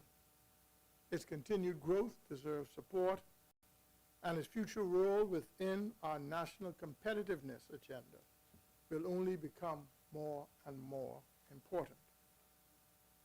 Madam President, as we look to the future, we must continue identifying opportunities for diversification and growth. One such opportunity lies within the international arbitration and alternative dispute resolution. Around the world, businesses increasingly seek efficient, reliable, and internationally respected mechanisms for resolving disputes. Jurisdictions that successfully establish themselves as arbitration centers often benefit from significant economic activity in the area of professional services, legal services, business travel, conferences, international investment, knowledge industries. The Bahamas possesses many advantages that support the development of this sector: a respected legal system, political stability, a strategic location, highly trained professionals, and international accessibility. The government remains committed to advancing the development and promotion of an international arbitration center and positioning the Bahamas as a neutral actor or neutral center that can strengthen investor confidence and create new opportunities for Bahamian professionals. Madam President, as important as these sectors are, the greatest opportunity before our nation may well be in the sustainable development of our natural assets and future industries they can support.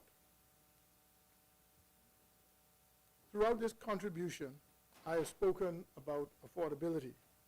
I have spoken about consumer protection. I've spoken about trade, investment, entrepreneurship, financial services, and competitiveness. And all these areas, of course, are important as they contribute to our economic growth and contribute to our national development. Yet, if there's one area that captures the future direction of the Bahamas, it's the area to which I will now turn: the blue economy and the future competitiveness of our nation. While this government must respond to challenges of today, it must also prepare for opportunities of tomorrow. Leadership requires more than managing the present. Leadership requires anticipating the future. Leadership requires positioning the nation to take advantage of opportunities that are only now beginning to emerge. Madam President, the future of the Bahamas will not be defined solely by what we consume. It will be defined by what we create. It will not be defined solely by what we inherit. It will be defined by how effectively we utilize the resources that God has entrusted us with. And among those greatest resources to us are our people, our islands, and our oceans.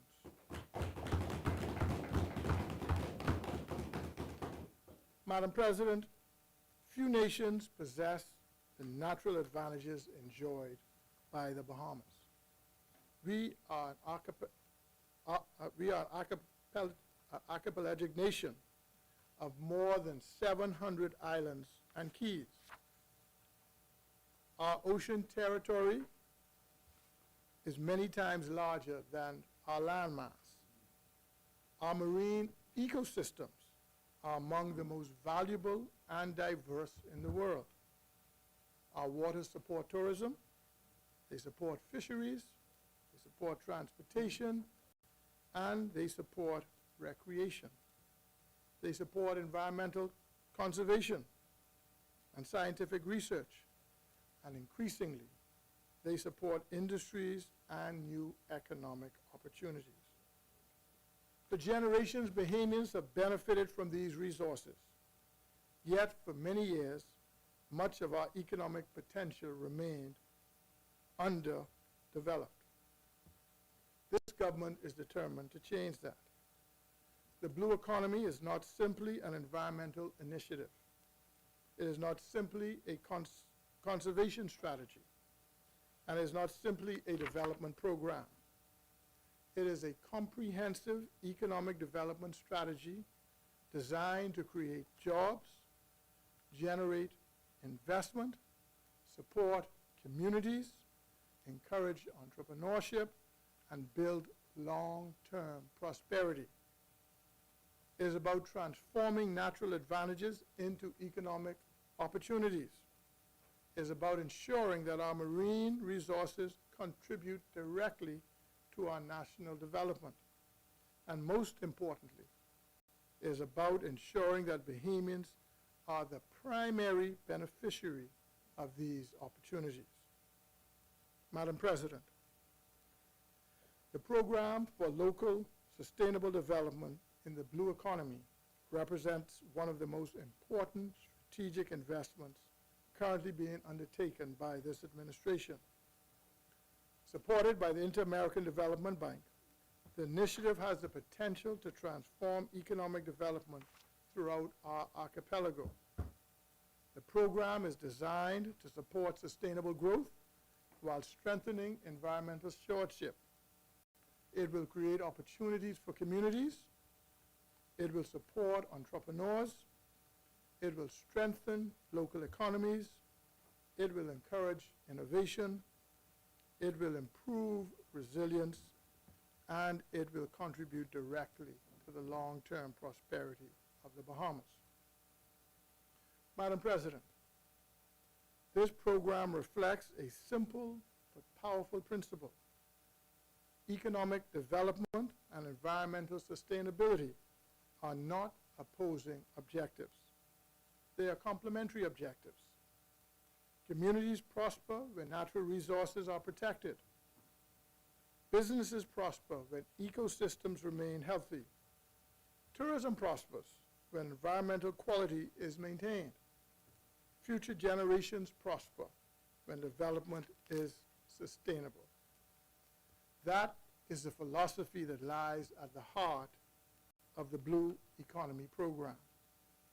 This initiative aligns directly with the Blueprint for Progress and supports the government's broader commitment to creating opportunities throughout the archipelago. And I want to thank former Minister of Economic Affairs, Minister Arquittis, now Minister of Finance, who was responsible for putting this program in place.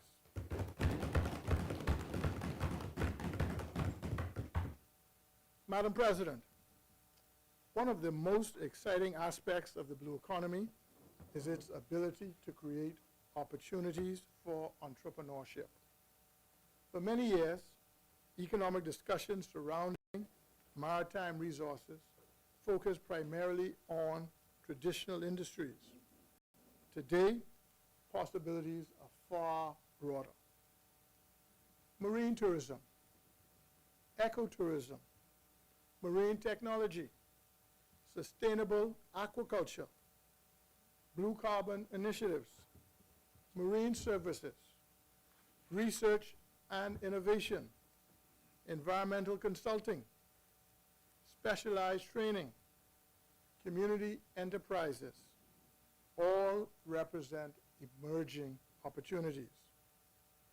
The objective is not merely to create economic activity. The objective is to create Bahamian-owned economic activity, to create businesses, employment, to create wealth and opportunity. This government wants Bahamians to lead the next generation of blue economy enterprises. We want Bahamians to own them. We want Bahamians to operate them. And we want Bahamians to benefit from them. Madam President, while historians look back on this period, I believe they will recognize that it is a pivotal moment in our national development. A period during which the Bahamas embraced diversification and expanded opportunity. A period during which the Bahamas invested in innovation and strengthened sustainability. A period during which the Bahamas positioned itself for future success. The initiatives I have outlined today are not isolated projects. They are components of a broader national vision, a vision for a stronger economy and stronger communities, a vision of greater opportunity and a more competitive nation, a vision for future generations. Madam President, the future of the Bahamas will not be determined by chance. It will be determined by the choices we make today, the investments we make today, the reforms we implement today, and the opportunities we create today. This government is making those choices. This government is making those investments. And this government is creating those opportunities. Because we firmly believe that the best days of the Bahamas remain ahead of us. As I bring this contribution to a close, I wish to return to the central theme of this budget, and that is a budget that builds on progress.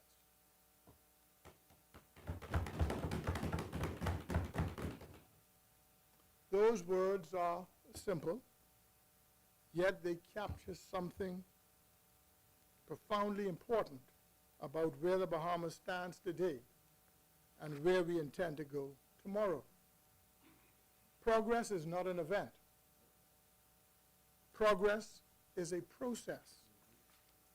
It is a cumulative result of decisions made, reforms implemented, investments undertaken, opportunities created, and confidence maintained. Progress requires leadership. Progress requires discipline. Progress requires vision. And progress requires perseverance. Most importantly, progress requires a willingness to continue moving forward even when challenges arise.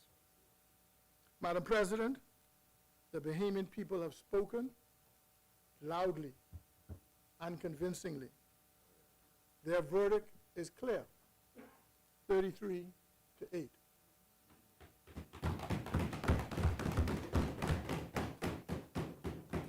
They chose continuity, They chose stability.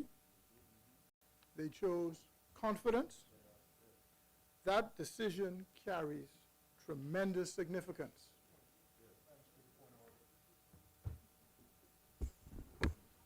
Yes.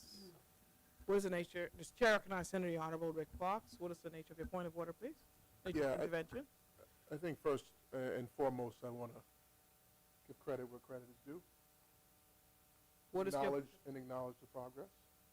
what is your point Point of order? is that he's misleading the Bahamian people In what way? with his statement. Which statement is this? Statement that the resounding nature and loud nature with which the Bahamian people acknowledge progress. 30% of the Bahamian people, 70% of the Bahamian Okay. people did not show up Thank you, vote thank you, for Senator. that progress. You can resume your seat. Thank you, Senator. Thank you. I don't think that that is a valid point of order at this point in time. Senator Fitzgerald, can you please resume your presentation? Thank you. Madam President, the Bahamian people spoke loudly and convincingly.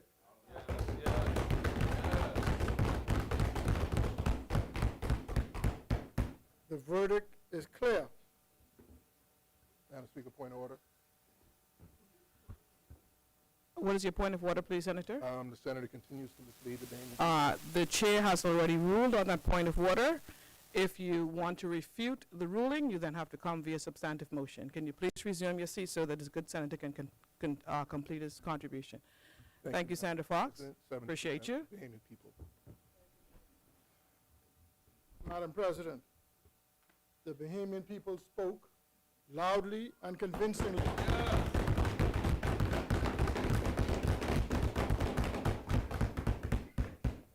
Their verdict is clear. 33 to 8. They chose continuity. They chose stability. And they chose confidence.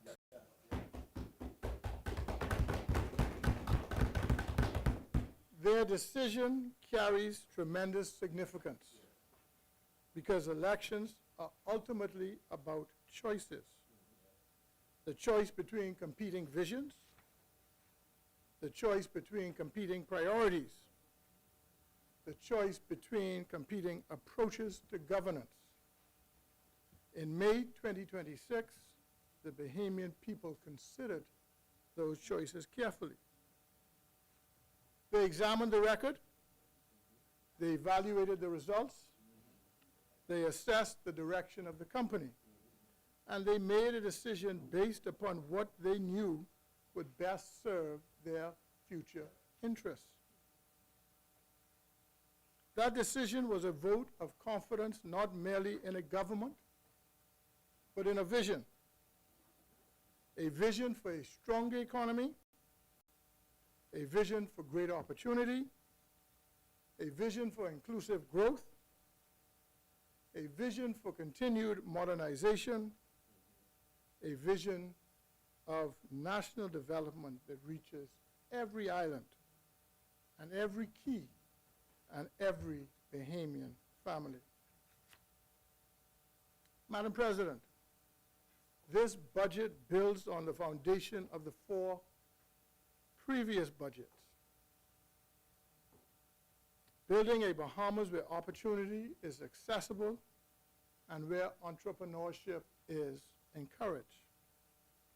A Bahamas where innovation is rewarded and consumers are protected. A vision is reflected, and that vision is reflected throughout this budget. It is reflected throughout the blueprint for progress. It is reflected throughout the work of the Ministry of Economic Affairs.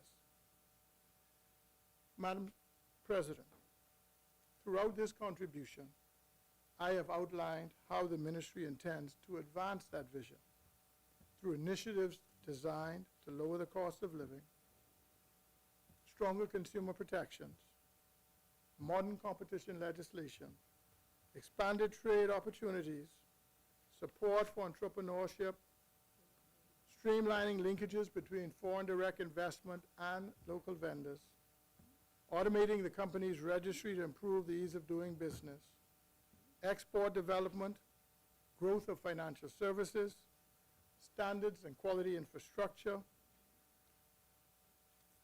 thorough telecommunications connectivity, international arbitration, family island development, and the blue economy. Together, these initiatives form part of a comprehensive strategy designed to strengthen the Bahamian economy and expand opportunities for Bahamians. One of the most powerful phrases contained within this blueprint for progress is a lot done, a lot to do, and a lot to lose. These words resonate because they reflect reality. A lot done, because together we have advanced significant reforms. We have strengthened institutions, expanded opportunities, initiated steps for improved competitiveness, enhanced consumer protections, and we have promoted entrepreneurship, advanced steps for the blue economy, and positioned the Bahamas for future growth.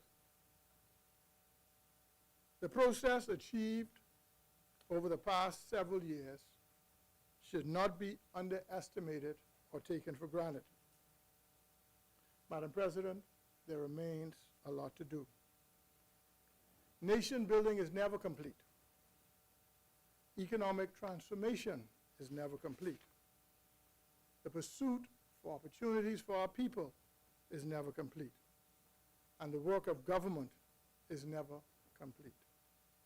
There are still families seeking reduction in the cost of living. There are still entrepreneurs seeking access to opportunities. There are still communities seeking investment. There are still industries waiting to be developed. There are still reforms waiting to be implemented.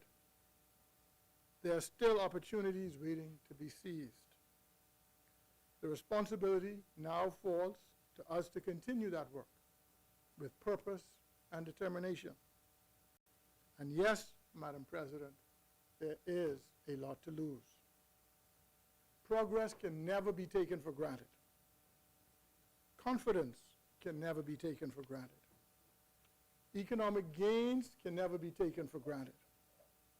And competitiveness can never be taken for granted. The Bahamas and its people have worked hard to reach this point. Businesses have worked hard. Workers have worked hard. Entrepreneurs have worked hard.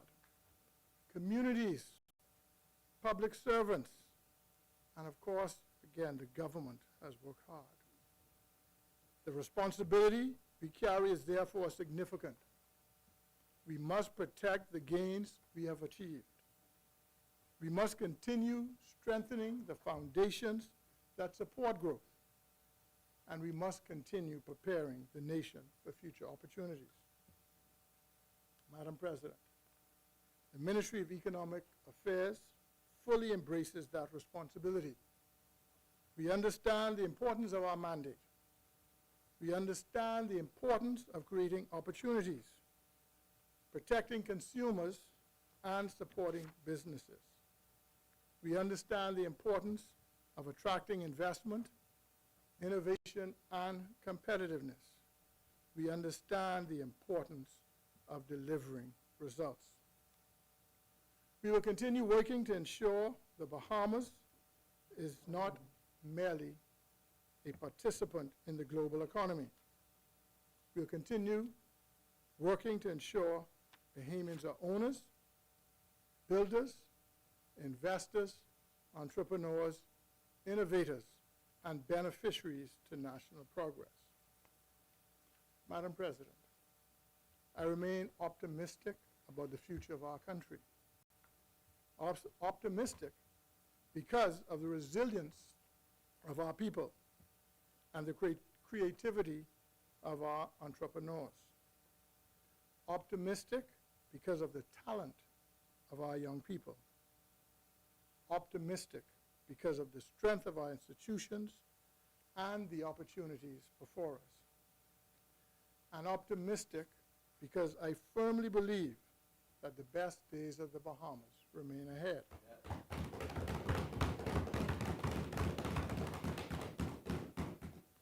We are building a country where growth is more inclusive, where opportunity is more accessible, where innovation is encouraged, and competitiveness is strengthened, where sustainability is embraced and family islands prosper, and where every island has a fair opportunity to succeed. Madam President, the future will belong to nations that are bold enough to innovate, disciplined enough to compete, and competitive enough to invest in themselves. The Bahamas is such a nation. And under the leadership of our Prime Minister and this government, I believe the Bahamas will be such a nation.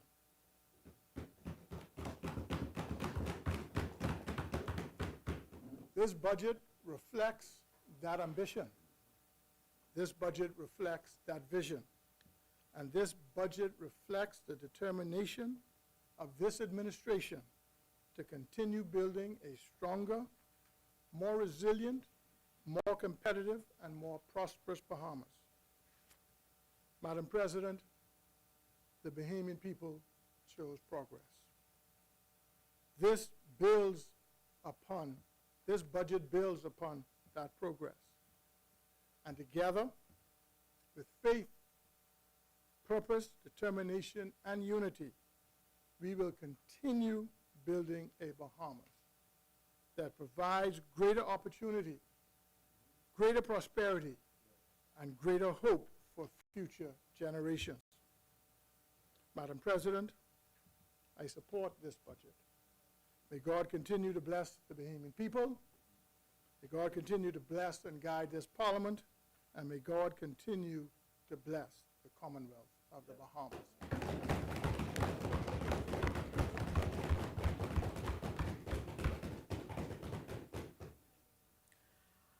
Thank you, Senator the Honorable Jerome Fitzgerald, for your contribution.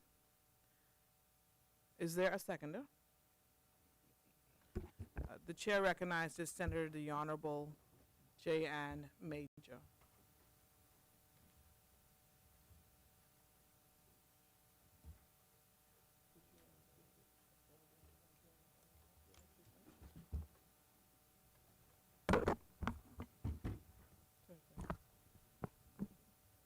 The chair recognizes Senator the Honorable Wayne Monroe. Madam President, I rise as the seconder is about to begin. And I'm not impatient, I'm just useful of time. And so if I could move that the Senate sits beyond 1 p.m. so that she may complete her contribution and we may make good use of the time. Is there a seconder? It has been moved and seconded that the Senate sits beyond the 1 p.m. hour. As many hours in favor say aye. Aye. Those opposed say nay. The ayes have it. The motion is carried. The Senate will sit beyond the 1 p.m. hour. Senator J. Ann Major, you have the floor. Madam President, I rise today with profound humility and gratitude as I make my contribution to the 2026-2027 budget debate under the most appropriate theme, a budget that builds on progress. At the outset, I give thanks to Almighty God for his continued grace, favor, and guidance over my life. I'm also deeply grateful for the trust and confidence placed in me once again by Prime Minister Philip Brave Davis in appointing me for the second time as a senator in this honorable upper chamber. To be entrusted with this responsibility once is an honor. To be entrusted with it a second time is both humbling and deeply meaningful. I remain committed to serving with diligence, integrity, and purpose, and to advancing policies that improve the lives of the Bahamian people throughout our archipelago. Finally, Madam President, please permit me to thank my village, my true few who have stood in the gap for me, praying for me, keeping me grounded, and truly showing up for me in the ways that I needed most. To my love, Kendall, thank you for always managing to be the calm in my storm, the peace when I need to just be Jayan, not the senator, not the lawyer, not the fixer, just Jayan. With you in my corner, I truly feel like I can do anything. I'm a movement by myself, but I'm a force when we're together. I may be good all by myself, but you make me better.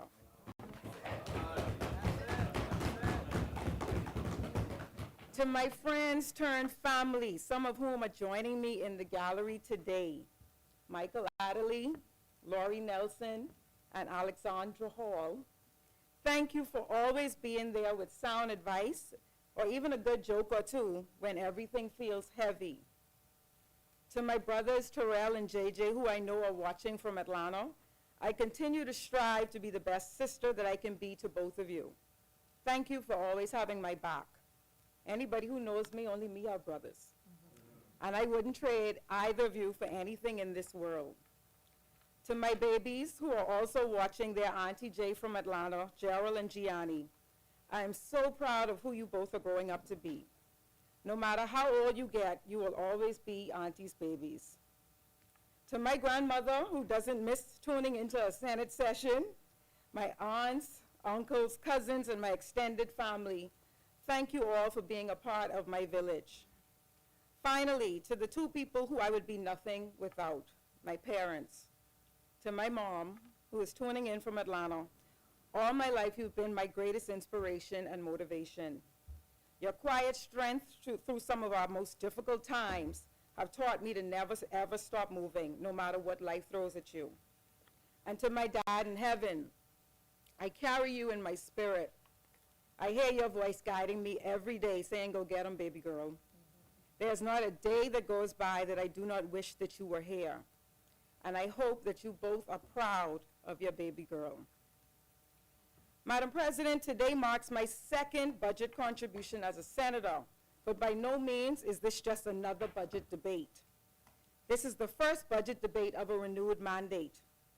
The first budget debate since the Bahamian people examined the record, assessed the results, and weighed the options before them, and they chose progress over promises. They chose continuity over uncertainty, and they chose stability over stagnation. And they chose to once again follow the leadership, the steady leadership of our Prime Minister, Philip Brave Davis, and this Progressive Liberal Party. So I take this opportunity, Madam President, to congratulate all of the re-elected and newly elected members of Parliament. I also wish to commend those who did not win their seats for stepping forward to offer yourselves in service to the Bahamian people.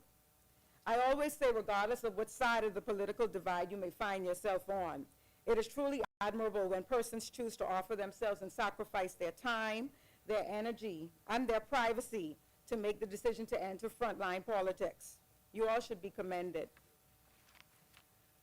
Madam President, on May 12th, the people of this great Commonwealth spoke.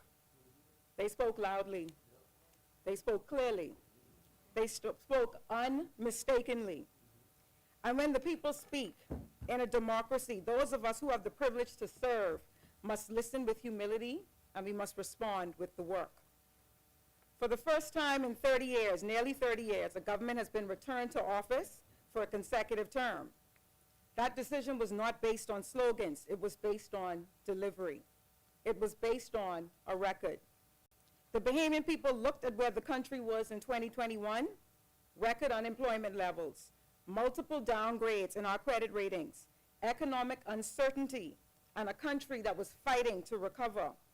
Then they looked at where the country stands 4.5 years later, and the story is fundamentally different. The 2026-2027 budget, therefore, represents more than just another fiscal plan.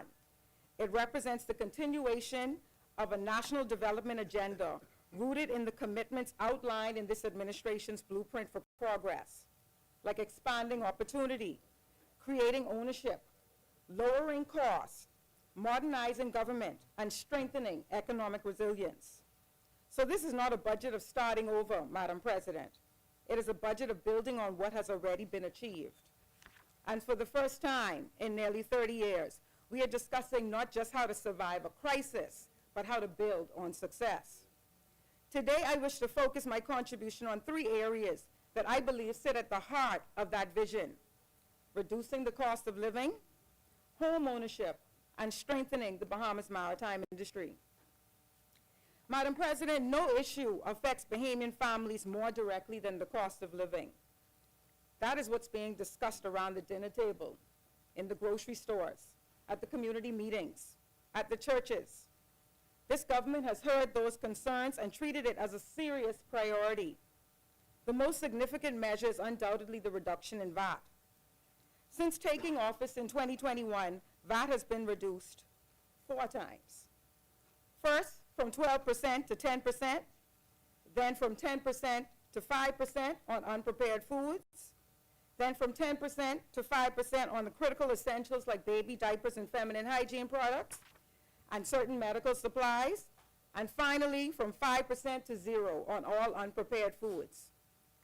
That reform provides direct relief to Bahamian families every single time they visit the supermarket. It is immediate, it is tangible, and it puts money back into the pockets of working people. Beyond the VAT reduction, we have reduced duties on common household plastic products, sanitary items, and paper goods. Again, tangible relief. This budget also reduces duties on chairlifts from 45% to 0. Madam President, for an elderly or disabled person who cannot move safely through their own home, a chairlift is by no means a luxury. It is essential, and by reducing the duty, we are treating it as such. Madam President, one of the greatest contributors to the cost of living is energy. We've heard the minister talk about the ongoing investments in renewable energy, grid modernization, and energy infrastructure. These are not simply environmental initiatives. These are economic initiatives. Every reduction in an electricity bill translates into savings for households and businesses. I would like to touch briefly on what we are seeing happen in Grand Bahama. For years, Grand Bahamians have carried the burden of some of the highest electricity costs in the country. But with the government's recent acquisition of the Grand Bahama Power Company and the adoption of the BPL tariff structure, many Grand Bahamians are starting to see reductions in their electricity bills. That is what progress looks like. It's not theory, it's not just the headlines, but actual results. Over the last week or so, we would have seen many Grand Bahamians flooding social media to talk about the reductions they've seen in their electricity bills, and we've seen their excitement for what may lie ahead. Madam President, some will still say that the prices are still too high and more still needs to be done. And to that, I say yes. Prices are still high in many areas, and to pretend otherwise would be simply disingenuous. But it is also important that we ground these types of discussions in facts. Inflation is the key indicator used to measure the cost of living within any economy. It provides a clear picture of how prices are changing over time and the increased amounts households must spend to purchase the same goods. But Madam President, global inflation and imported costs simply don't vanish overnight because we want them to. So the proper question we should all be asking ourselves is, what is the government doing to reduce the pressure where it can? And to me, that answer is clear. This government reduced VAT. This government removed VAT from unprepared foods. This government is reducing duties on household essentials. This government is advancing energy reform. This government is investing in food security so that we can reduce our dependence on imports and begin to lower food costs over time. This government is acting. Madam President, I now turn to what I believe is one of the most important and forward-looking measures in this budget: home ownership. As a real estate attorney who spent nearly 2 decades assisting Bahamians with the acquisition and financing and development of land, I have long maintained that home ownership remains one of the most effective pathways to creating wealth. Home ownership creates security, it creates stability, it creates opportunity, and perhaps most importantly, it creates generational wealth. This administration has been systematic in making home ownership more affordable for Bahamians.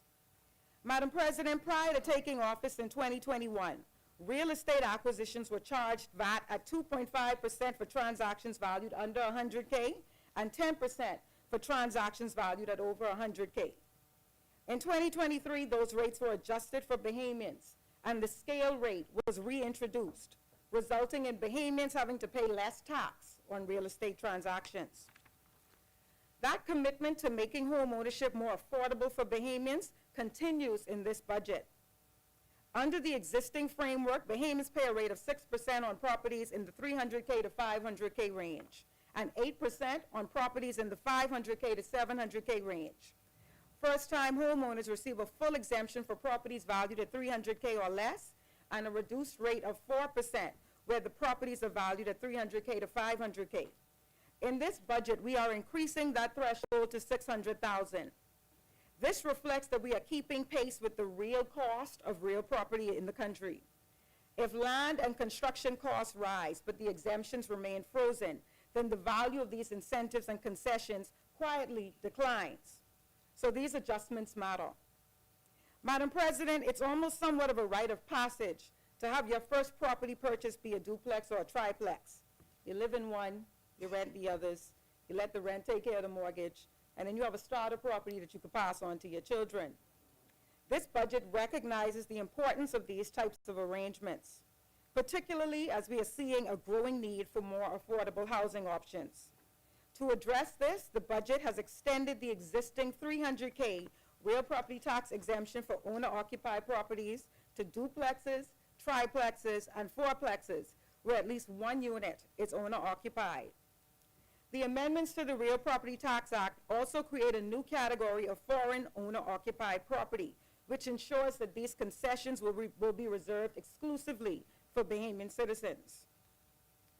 Madam President, these concessions not only create more opportunities for Bahamians to own homes, but to also generate rental income and build wealth.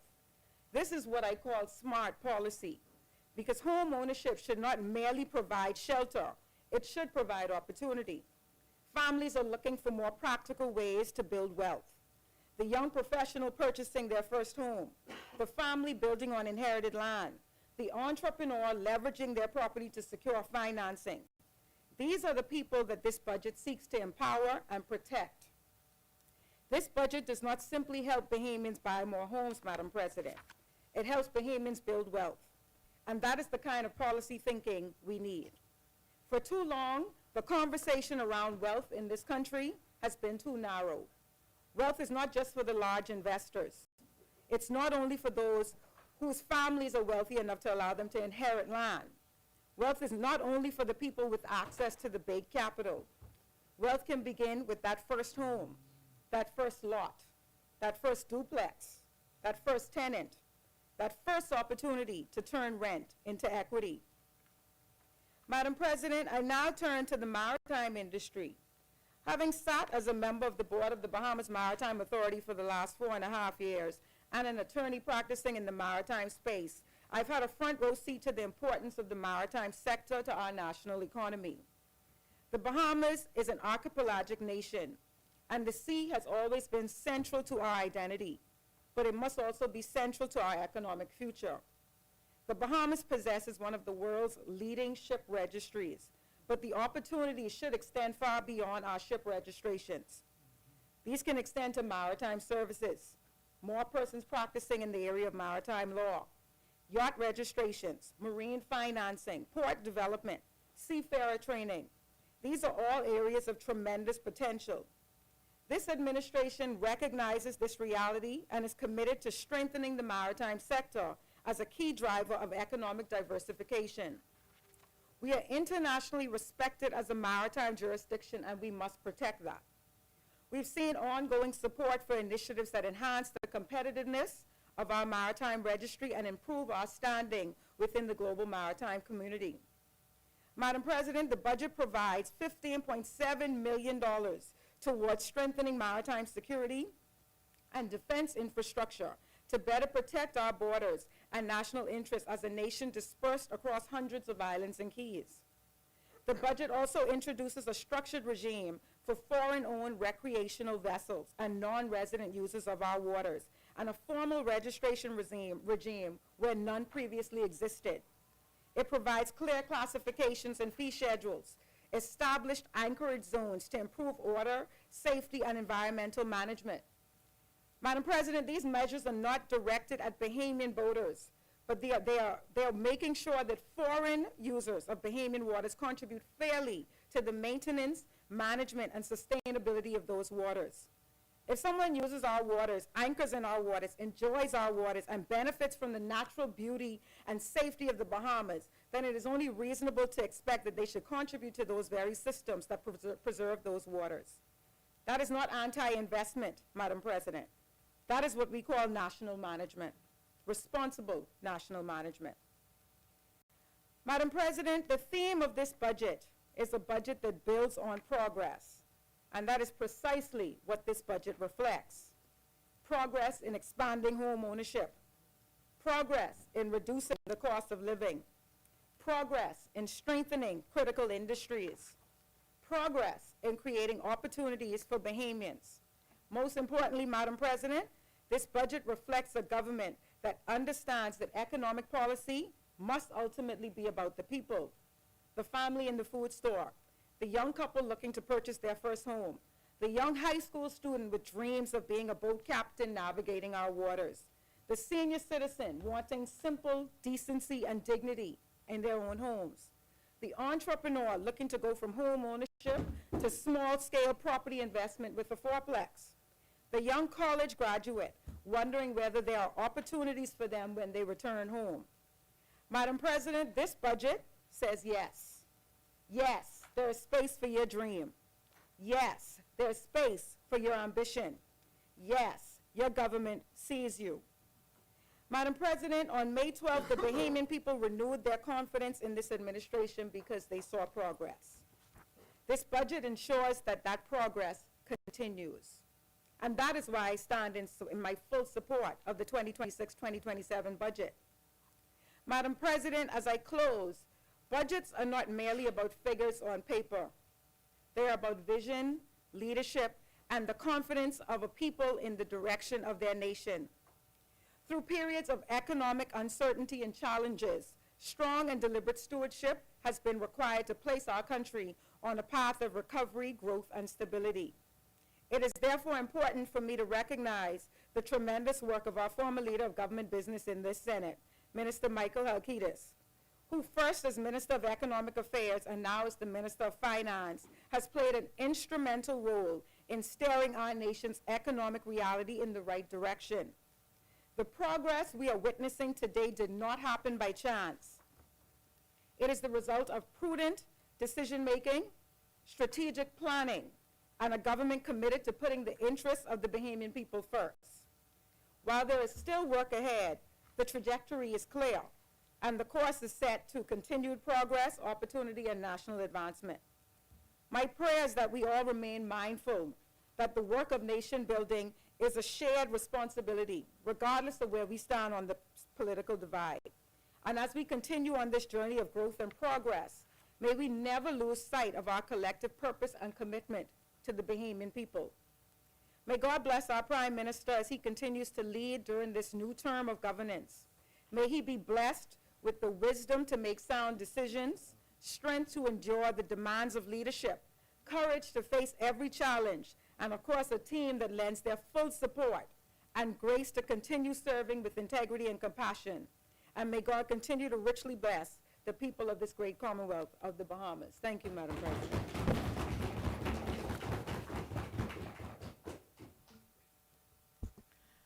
Thank you, Senator the Honorable J.N. Major, for your contribution. It has been moved and seconded. Now the following bill will be read a second time and committed. A bill for an act for the appropriation of diverse sums of money for and towards defraying the expenses of the government of the Commonwealth of the Bahamas on revenue account for the financial year commencing the 1st of July 2026 and ending the 3rd of June 2027. As many. The chair recognizes Senator the Honorable Trevor Johnson. Senator?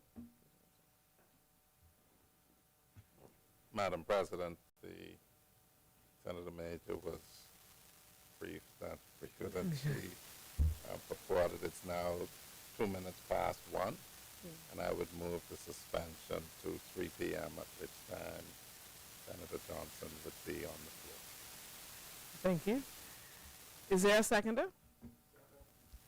It has been moved and seconded that the Senate stand suspended until 3 p.m. this afternoon.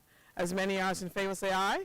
Aye. Those opposed say nay. The ayes have it. The motion is carried. The Senate stands suspended until 3 p.m. this afternoon, the 22nd of June, 2026.